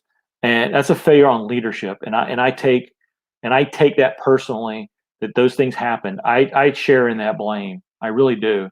And right or wrong is irrelevant. I share in that blame. I feel that blame because I let people down, even if I never even met them before, because I'm in a position where I can influence a lot of people I never see. So I'm sorry that happened to him. And you're right, especially about that transition to civilian life, especially for those guys who go from deployment. I come home, I out-process the military, and I go back to where I grew up. That is such a quick thing that happens to a lot of people, and that is such a whirlwind of emotions and life-changing events all wrapped up into one thing. I can't imagine trying to go through that myself. Having a mentor, like you suggested earlier, somebody to mentor them through that stage is a great idea. It really is. I'm actually going to steal that, and I'm going to bring that up at our next meeting, whenever that may be. Well, we meet weekly on the phone. I'll probably just bring up on the phone next Thursday. The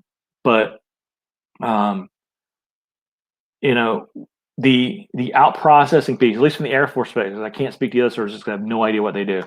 From the Air Force perspective, has gotten a whole lot better. And actually, I can actually speak for all services in some respect, because the Department of Defense has taken a lot of the out processing, that transition to civilian life, under their own umbrella. They've taken it out of the hands of the individual service, so that you actually now you have to have a plan when you're getting out and you're out processing. You're going through your transition assistance briefings.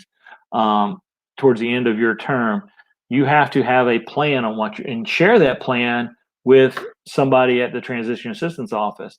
In the plan, you're going to school. Okay, show me your acceptance letter to that school. How are you going to pay for that school? Show me your budget. Okay, do you have a job? Show me your letter of acceptance. Show me your resumes. And if you don't have that stuff, they're going to help you get it. So, it's gotten a lot better. Still a long way to go. And unfortunately, money drives everything.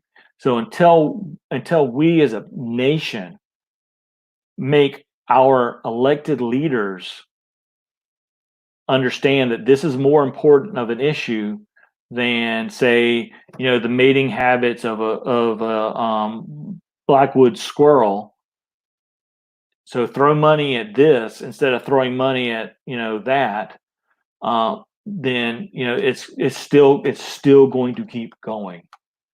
And that sucks, and it's not right. But as we can see from current events, politicians will take advantage of any situation to push an agenda at the sake of trying to help people under the guise of helping people. This bill that's coming out is supposed to give everybody $1,200 or whatever. That's a lot of money, went to a lot of places that had nothing to do with coronavirus relief or economic recovery. A lot of money, a lot more money. So take some of that money and let's push it into, a transition assistance program, a boots to suits program, so to speak, to help these people get through that. Will go a lot farther than, giving $25 million to the Kennedy Center for Performing Arts or whatever that was.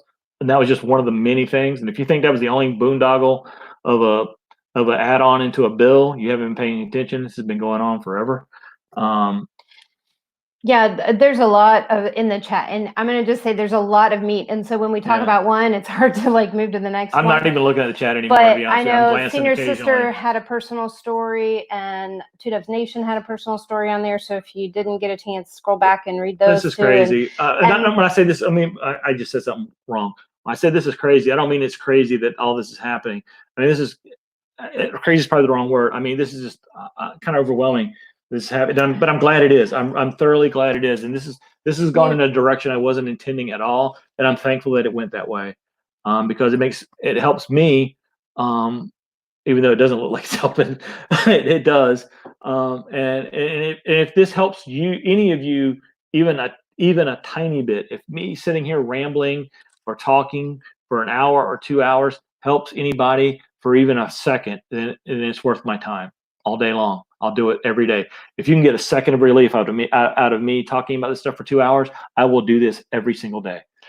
We also have a lot of resources. I put that in there. We'll get a list together of resources. If you guys want to know some resources that are nationwide that you can reach out and get help anywhere, then just email us, ourepicrvadventure@gmail.com, or reach out to us and just say, hey, I need to talk, or I need to know where some resources are for me, because there are a lot of organizations that are out there and people don't always know what organization to go to, and how to get that help.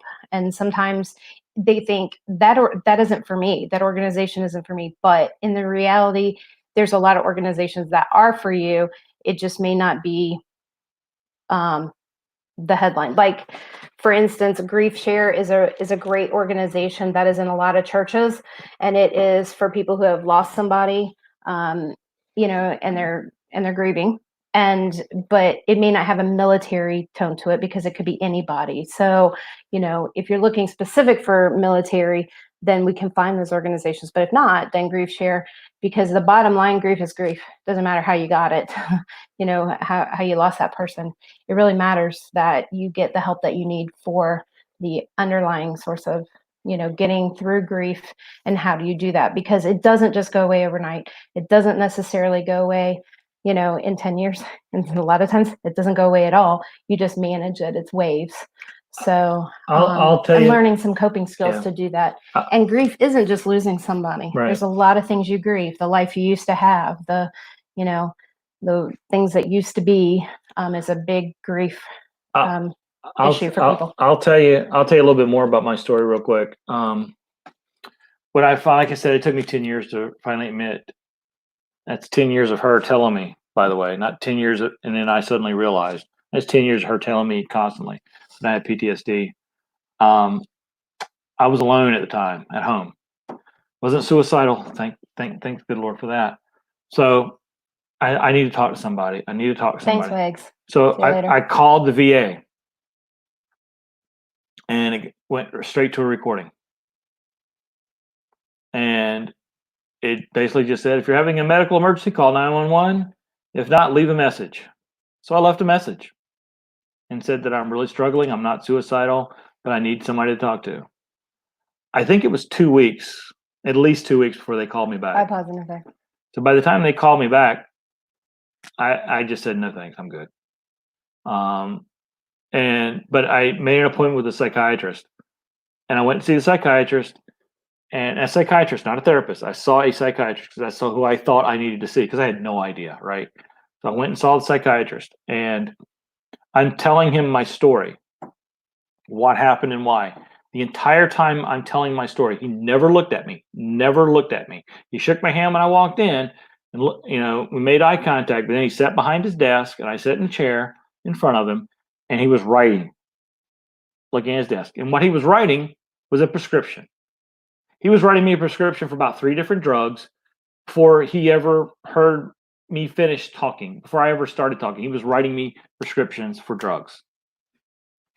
And so then when I was done talking, he said, okay, take these, get them filled, and go. You can make a follow-up appointment with the desk on your way out. And that was our all interaction. The only thing he said to me was, hello, how are you doing? Here's your drugs. See you next time. That was it. So I walked to the front desk, and the girl said, do you need to make another appointment? And I said, no, I don't. I took the prescriptions he had just handed me. I dropped them in the trash can right there, and I walked out. Because that's the kind of care I was getting. I was like, I don't want drugs. I'm not taking any medication now. And so that's part of the struggle. Really more of her struggle. And I say really more of her because she has to deal with me not being even. No, but I'd be careful just when you go see any doctor for any problem. Okay, I'm not just talking about any issue you ever have. Make sure you do your own research too about what medications they prescribe and take. I mean, doctors are people, and they do the best that they can, but just always make sure that you research medications and stuff, because a lot of times they do, one medication might be good for this, but it treats this too. And, they cross over for various things, but just be careful in what you take, because, like one said about Adderall, it's a stimulant. It's used for ADHD. And a lot of people who have PTSD struggle with focus, but they don't necessarily need Adderall to help them focus. I know we just met Foreverland. Send me that email, ourepicrvadventure@gmail.com. We got to get connected. I always like to meet fellow chiefs. Oh, wow, that's awesome. So thank you for your service too, by the way. But how I've coped with it is, again, like I said, I've a lot of prayer. I felt called by God to help others, and that's what I'm trying to do. That's why I went to school to get the degree in counseling. And so and it's hard. I mean, I've taught some classes on resilience, and it's hard to teach them because it makes me relive it every day. But at the end, it makes me a better person. I mean, it takes me a few days to get over to these classes sometimes, but it makes me a better person. It helps me cope with it. Hey, Blake, I don't know if you just showed up or not, but I just saw your name down there. Lane, thanks for coming. Yeah, we appreciate it. I know this is a hard topic too for a lot of people, so. I'm glad you didn't need to take meds after military duty. Yeah, Ace, I'm glad you didn't have to take any either, buddy. Yeah, see you, Bill. Hug Nancy for us. So I have chosen, and I've gone to therapy. I've seen a therapist regularly, and he asked me about drugs, and I said I really didn't want to. He said, okay, we'll do what we can, but just to understand that if you take these drugs, it may, and that's always the key, it may help. Or for some of these antipsychotic drugs, PTSD fighting drugs, they can actually make the symptoms worse or make other things worse. So that's the case. Anybody watches any TV and doesn't fast forward through the commercials, and you see the commercials for any of the drugs that are being advertised today, half the time the side effects sound worse than the disease. Like, okay, here's a drug for people who have a rash. One of the possible side effects is death. I can live with a rash versus being dead with a rash, So that's where, and I honestly, drugs don't work well with me. I, I don't know why. I mean, caffeine has no effect on me whatsoever. None. It's true. I could drink a 2 liter bottle of Mountain Dew, and then go to bed. It's It true. doesn't bother me a bit. You know, Hey, Blake. codeine and things like that. Very, very minimal effect on me. Also on the same lines, jellyfish don't affect me either. I've had jellyfish tentacles all over my body when I was working as a commercial fisherman. The only time they hurt was when they get in my eyes. They hurt my eyes. Poison ivy, poison oak, whatever, no Yep. effect on him. Nope. Drives me crazy. I look at it and I'm covered in a rash head to toe. He could pull it right out from the tree and everything, no gloves, and have it not have an issue. Yeah. Drives me crazy. So yeah, I mean, I don't know that I want to get into necessarily a conversation about medication and stuff. I just say, know yourself, know thyself. know thyself. And then, double check it with somebody that knows you well too. Like Michael will come to me and say, what do you think? And we talk about stuff and figure out a plan together that Stop is eating better what Shelly than, dropped on the floor. hey, that is better than just him trying to figure it out with his Hi, doctor baby. alone. So, Hi, if you have somebody trusted that knows you really well, just, talk about medications before you take them. I'm definitely, pro medication when it is necessary. I don't want anybody to think that we won't take medications and stuff. I mean, no, we are absolutely, there are times where you need to take medication and it's a good thing. Ibuprofen works for me most of the time. But, just be mindful of what you take. That's all. Yeah. Sometimes a hug is the best drug. Yeah. A hug, a well-timed phone call, or a well-timed email. Well, I was going to say that. I hope I don't step on anybody's toes, but I hope that you all are the kind of people that will reach out to other people. Just reach out. It is really difficult. People are always like, oh, I don't know if they're busy. I don't know if I should make a call now. I might interrupt something or whatever. Just do it, because I think we live in a land where people are waiting to be invited for something. They won't reach out. They don't want to be the first or the last or the second or the third. I don't know what the whole mindset is with that, but they won't reach out to other people like they should. Truthfully, we have so much technology and ways to reach out in an email or a phone call or video call or, whatever. Just do it, because you never know when that moment, that phone call, that email might save a life. But even if it doesn't save a life in that moment, it may down the road, because you've done that several times or, whatever, or you just might brighten somebody's day. And just by being part of it, make a relationship that you never thought you'd have because you reached out to somebody that maybe you didn't know all that well. Yeah. I'm not, and again, I am not anti-medication, and I'm not saying that at all. I'm just saying, for me, it doesn't work. I highly encourage those who are suffering from anything to check all avenues for them. And if medication works for them, perfect. I'm thankful that it does. But if they find another avenue, sometimes that avenue could be like, gardening or whatever. Depends on what ails you, right? So I am 100% open to nearly every possible treatment regimen you can have for whatever ails you. I just am. I'm not sure what Amy McFarland, I'm not sure what you mean. I agree about the needs, but I don't know what I was saying. Sometimes I just keep on going, but the needs. But I got on the screen right now. Yeah, I get it, and I understand, and that's gotta be tough. And that's gotta be tough too. Honestly, my uncle took his life a few years ago, and in all, my dad should be on medication right now over it, but he's not, and he won't even go see anybody for it, and it's tough. It's tough. It's really, really tough. But as not a whole lot, unfortunately, that I can do about it, because every time I've tried to talk to him or anybody else tried to talk to him, he just shuts. He doesn't shut down. He shuts you out. Like, I'm not. He's nice and honest about it. I'm not talking about it. talk about something else.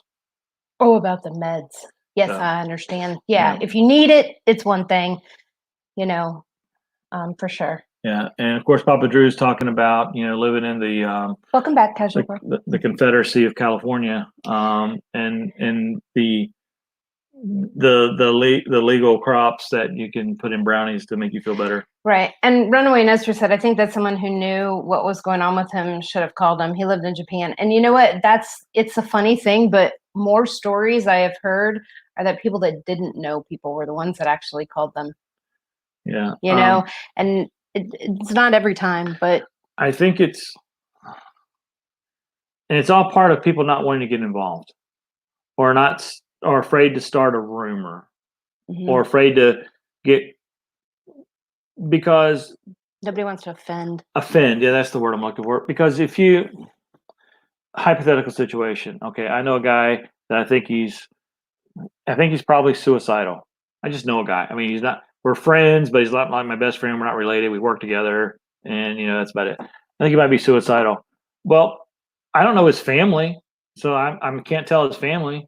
I don't feel comfortable talking to him because I don't want to make him mad, because we're just barely more than acquaintances. So the only person I can really tell is my boss, or maybe one of this guy's friends if I know he has a good friend.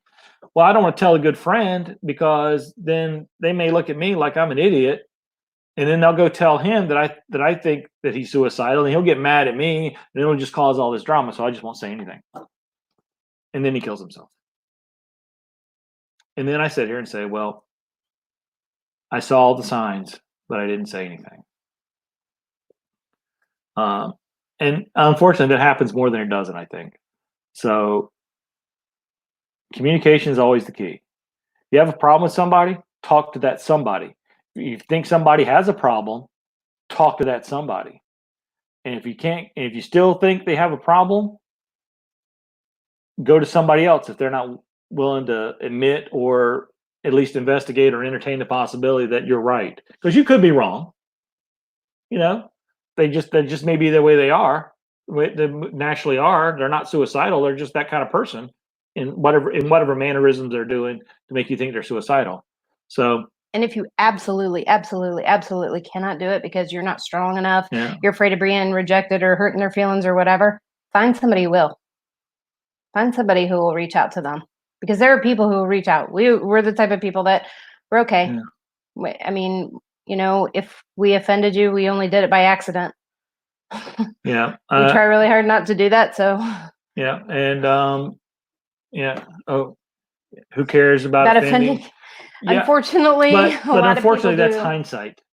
For most people, because this is like the same thing can be said about people who suspect that somebody's being abused at home. You can say it's the exact same scenario.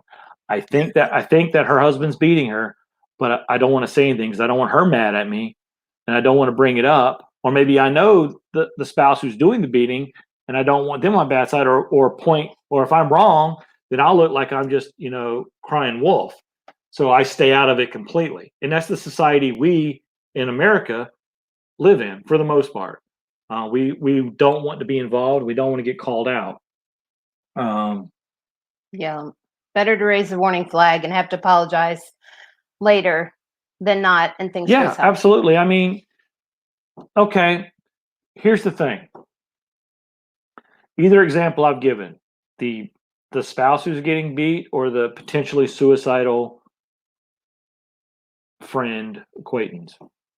If you say nothing and you're right, then you've got potentially, in either one of those cases, you've got a dead body on your hands. The suicidal person killed himself, and the spouse who was getting abused finally got abused to the point where either they took their own life or the batterer actually killed her or him.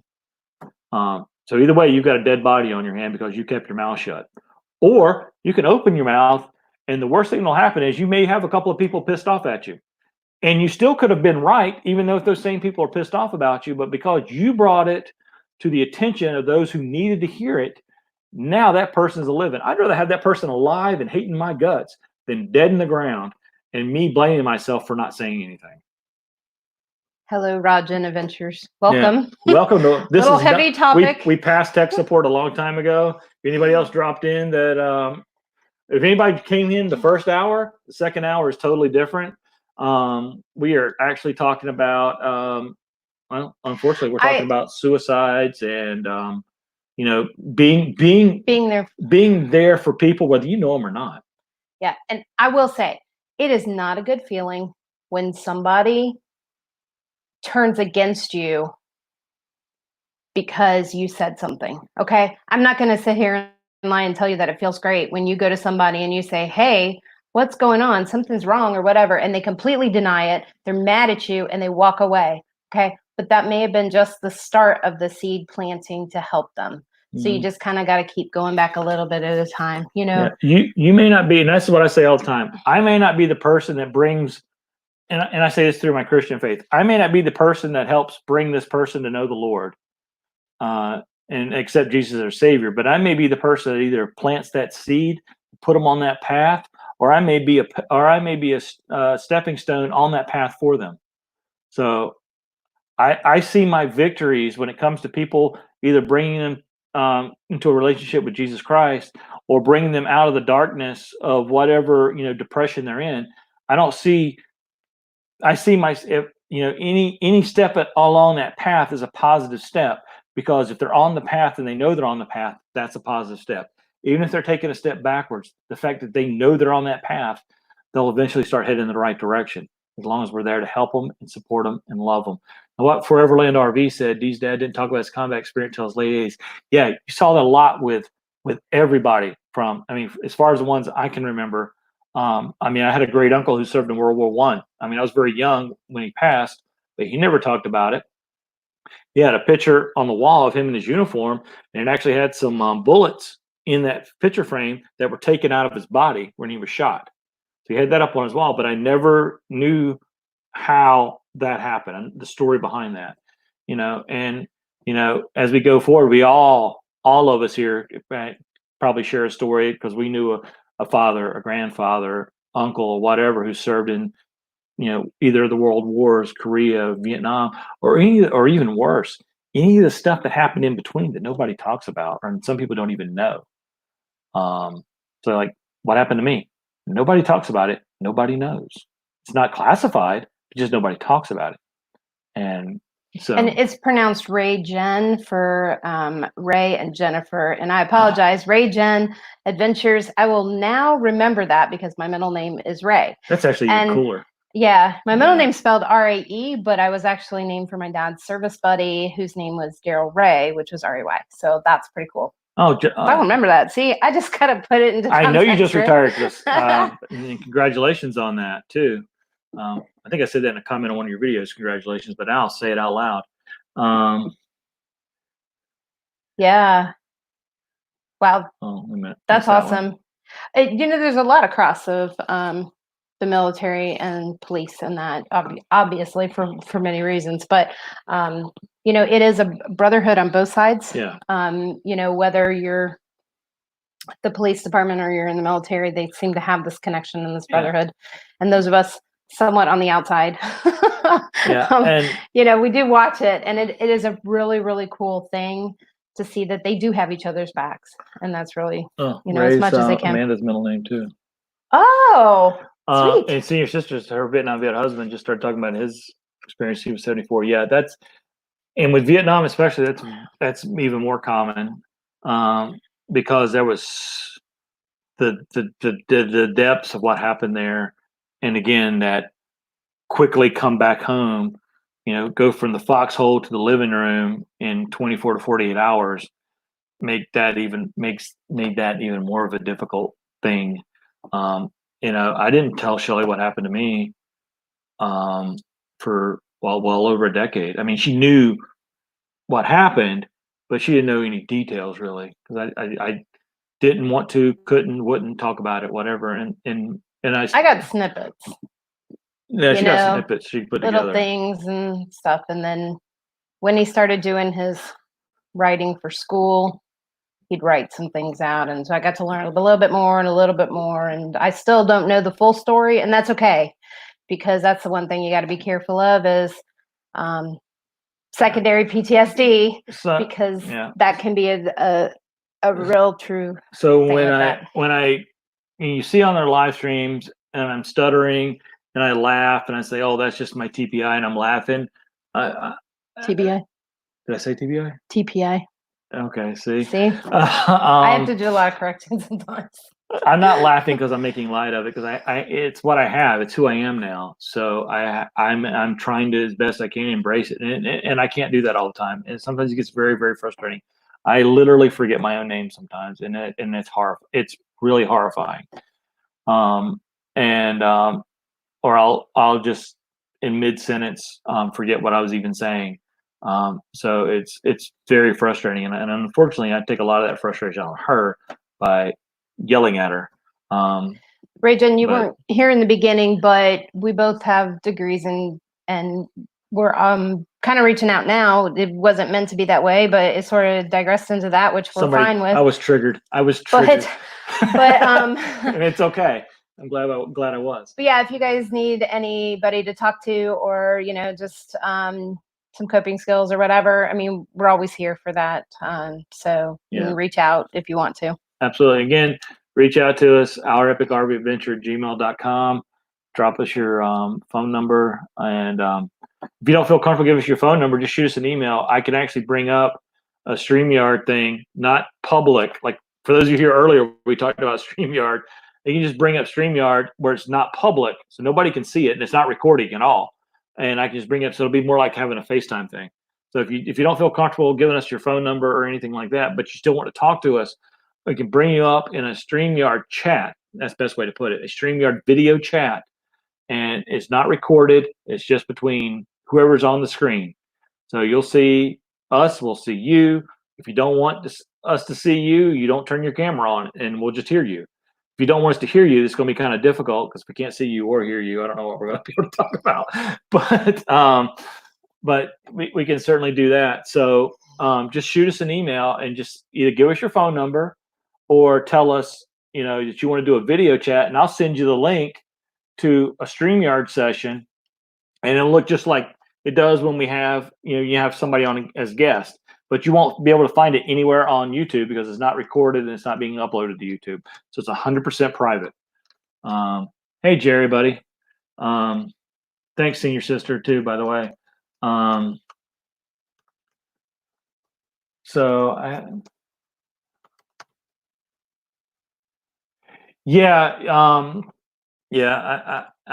of people are like that, and there's been a few times that Shelly's tried to wake me up, and if I'm in a bad place and she wakes me up, I don't think I've hit you yet waking up, but I've come close. No, he's never hit or done anything like that, but I'm not gonna ask I've never hit her, period, but no. But never just waking up or anything. That scare of being woke up,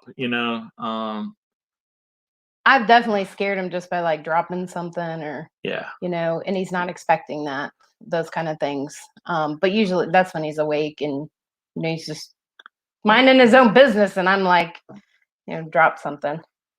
But so Jerry, we're talking about mainly PTSD, TBIs, things like that. So and truthfully, if depression, suicide, we do have all the fun topics you would expect you from a epic RV adventure channel.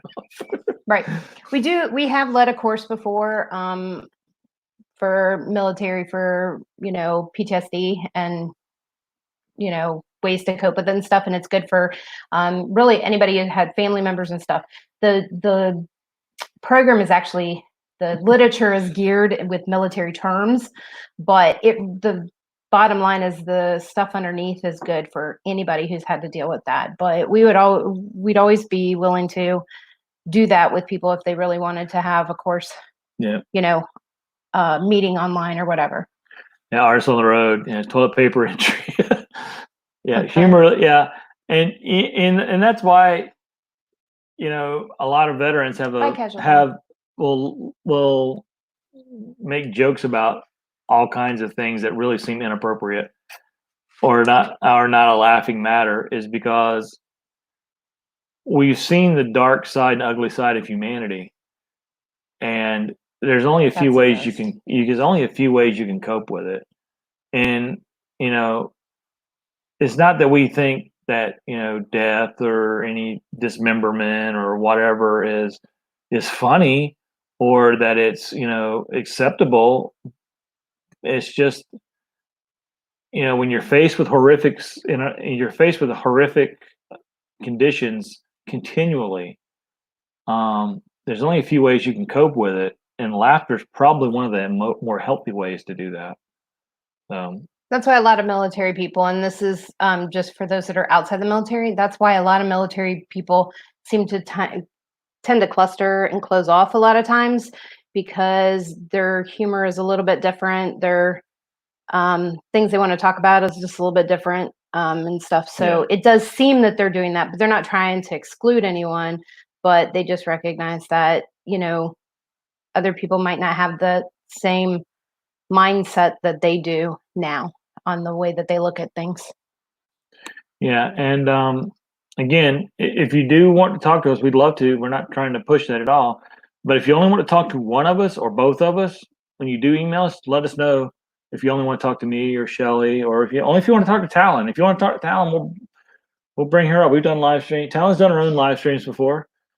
She just lays there, but Yep. Yeah. Jerry's been on a PTS team Yeah, here in this and county. Jerry, you may A not lot of firefighters, medical and police. hopefully you've heard of this, Jerry, and but the Reboot Combat Recovery Program, they just came out last year, year before last, with a program geared for first responders dealing with traumatic events.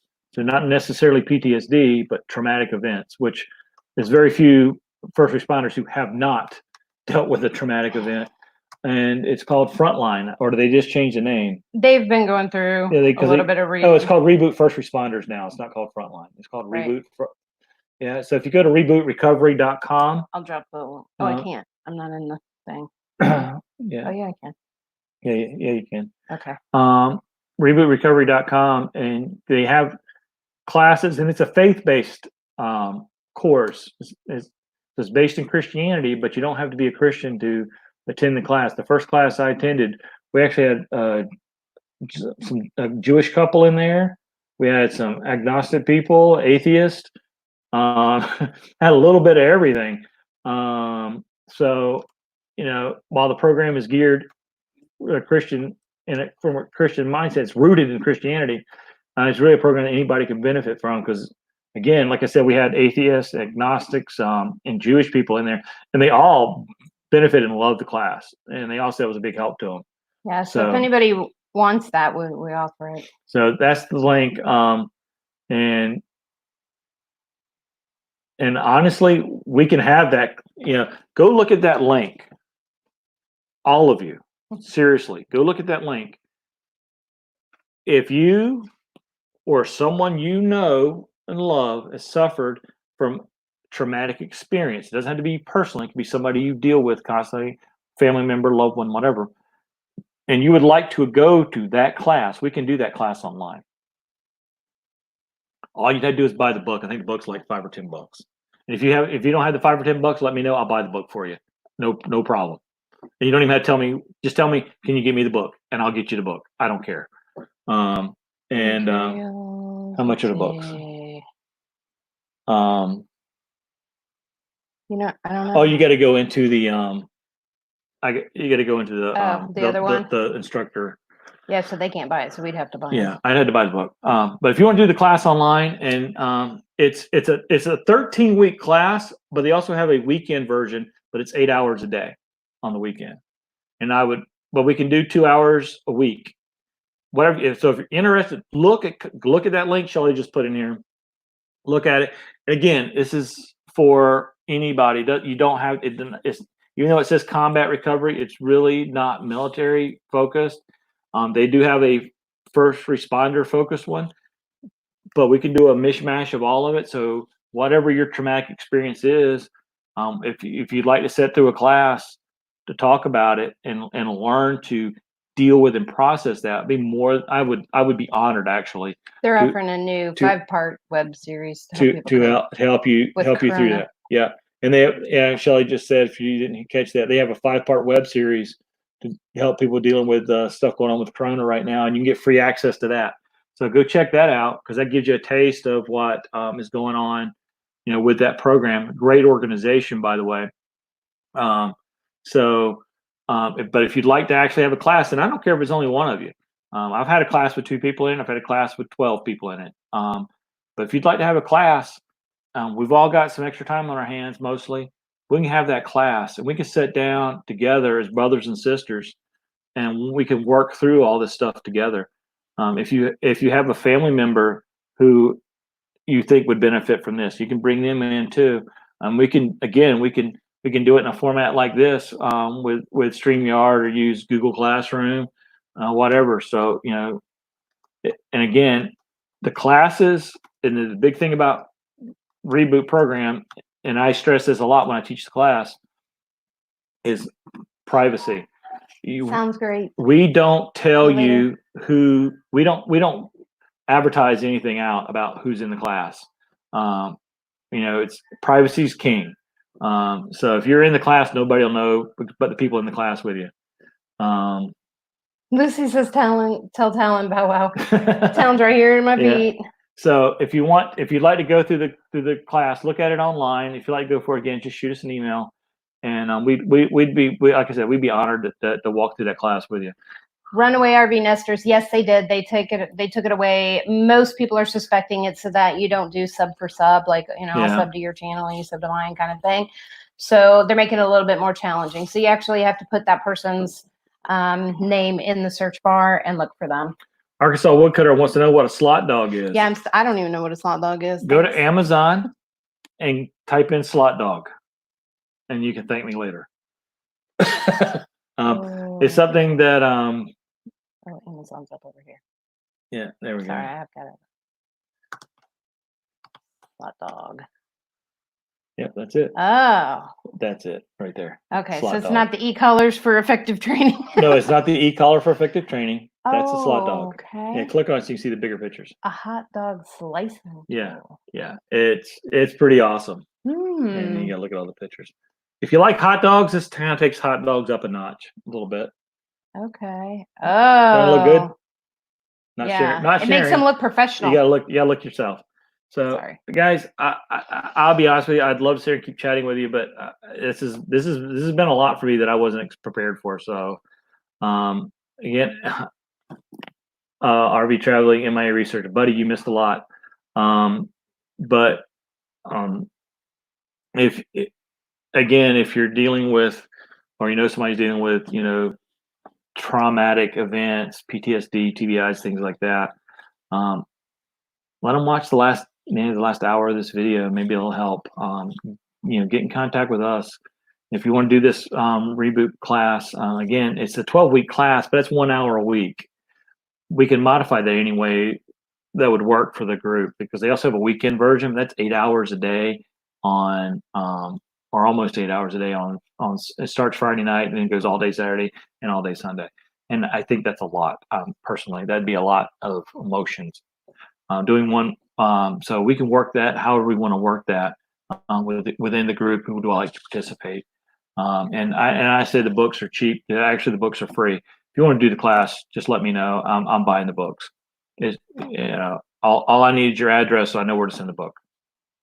And then we'll work out a date and time to start doing the class, because it'll be live. We'll be interacting with however many people want to interact.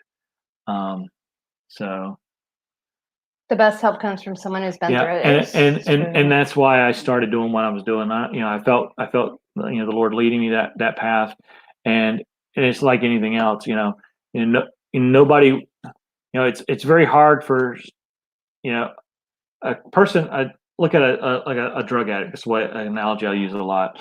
A drug addict's not going to listen to somebody who's never had that same problem, try to tell them how to get through their addiction. Or an alcoholic's not going to listen to somebody who's never taken a drink before in their life, try to tell them how to get through their addiction, because they don't know. They haven't walked in their shoes. So, and that's why I feel, I've walked in those shoes. I've had those traumatic events. I've had those injuries. I've had those experiences. And people have asked me, do you blame God for that? I said, no, I thank God for that, because he gave me those experiences so I can share those and help those and possibly help somebody else. I may have helped 1 million people by now, or I may have helped one. I don't care. That's God. God's going to say what that is. So I'm just trying to be faithful to the mission that he's put me on. So again, thank you guys for being here. I really appreciate it. If you want to, learn more, get some assistance, shoot us an email, and we'll figure this out. We'll figure this out together because we're a family. Let's stay that way. So again, wow, almost exactly 2 hours and 30 minutes. So thank you guys. God bless you all. If there was ever a time to do it, I think this was it. Being, this is Easter week, and so. And he's definitely risen. God is Lord. good all the time. Yeah, and all the time. He is risen. He Yep. is risen indeed. Yep. So thank you guys. I've actually got to go watch a video from RV Traveling MI Researcher that I've been trying to watch now for 3 days. So I need to watch that. And I need to read I need to read the emails he's been sending me because I skimmed them and they've got tons of great information and I want to read them all. So again, thank you guys. I appreciate it. We love you. Thank you. And hopefully we'll see you on Sunday at 8 o'clock Eastern. So have a great day and afternoon, everybody. Love you.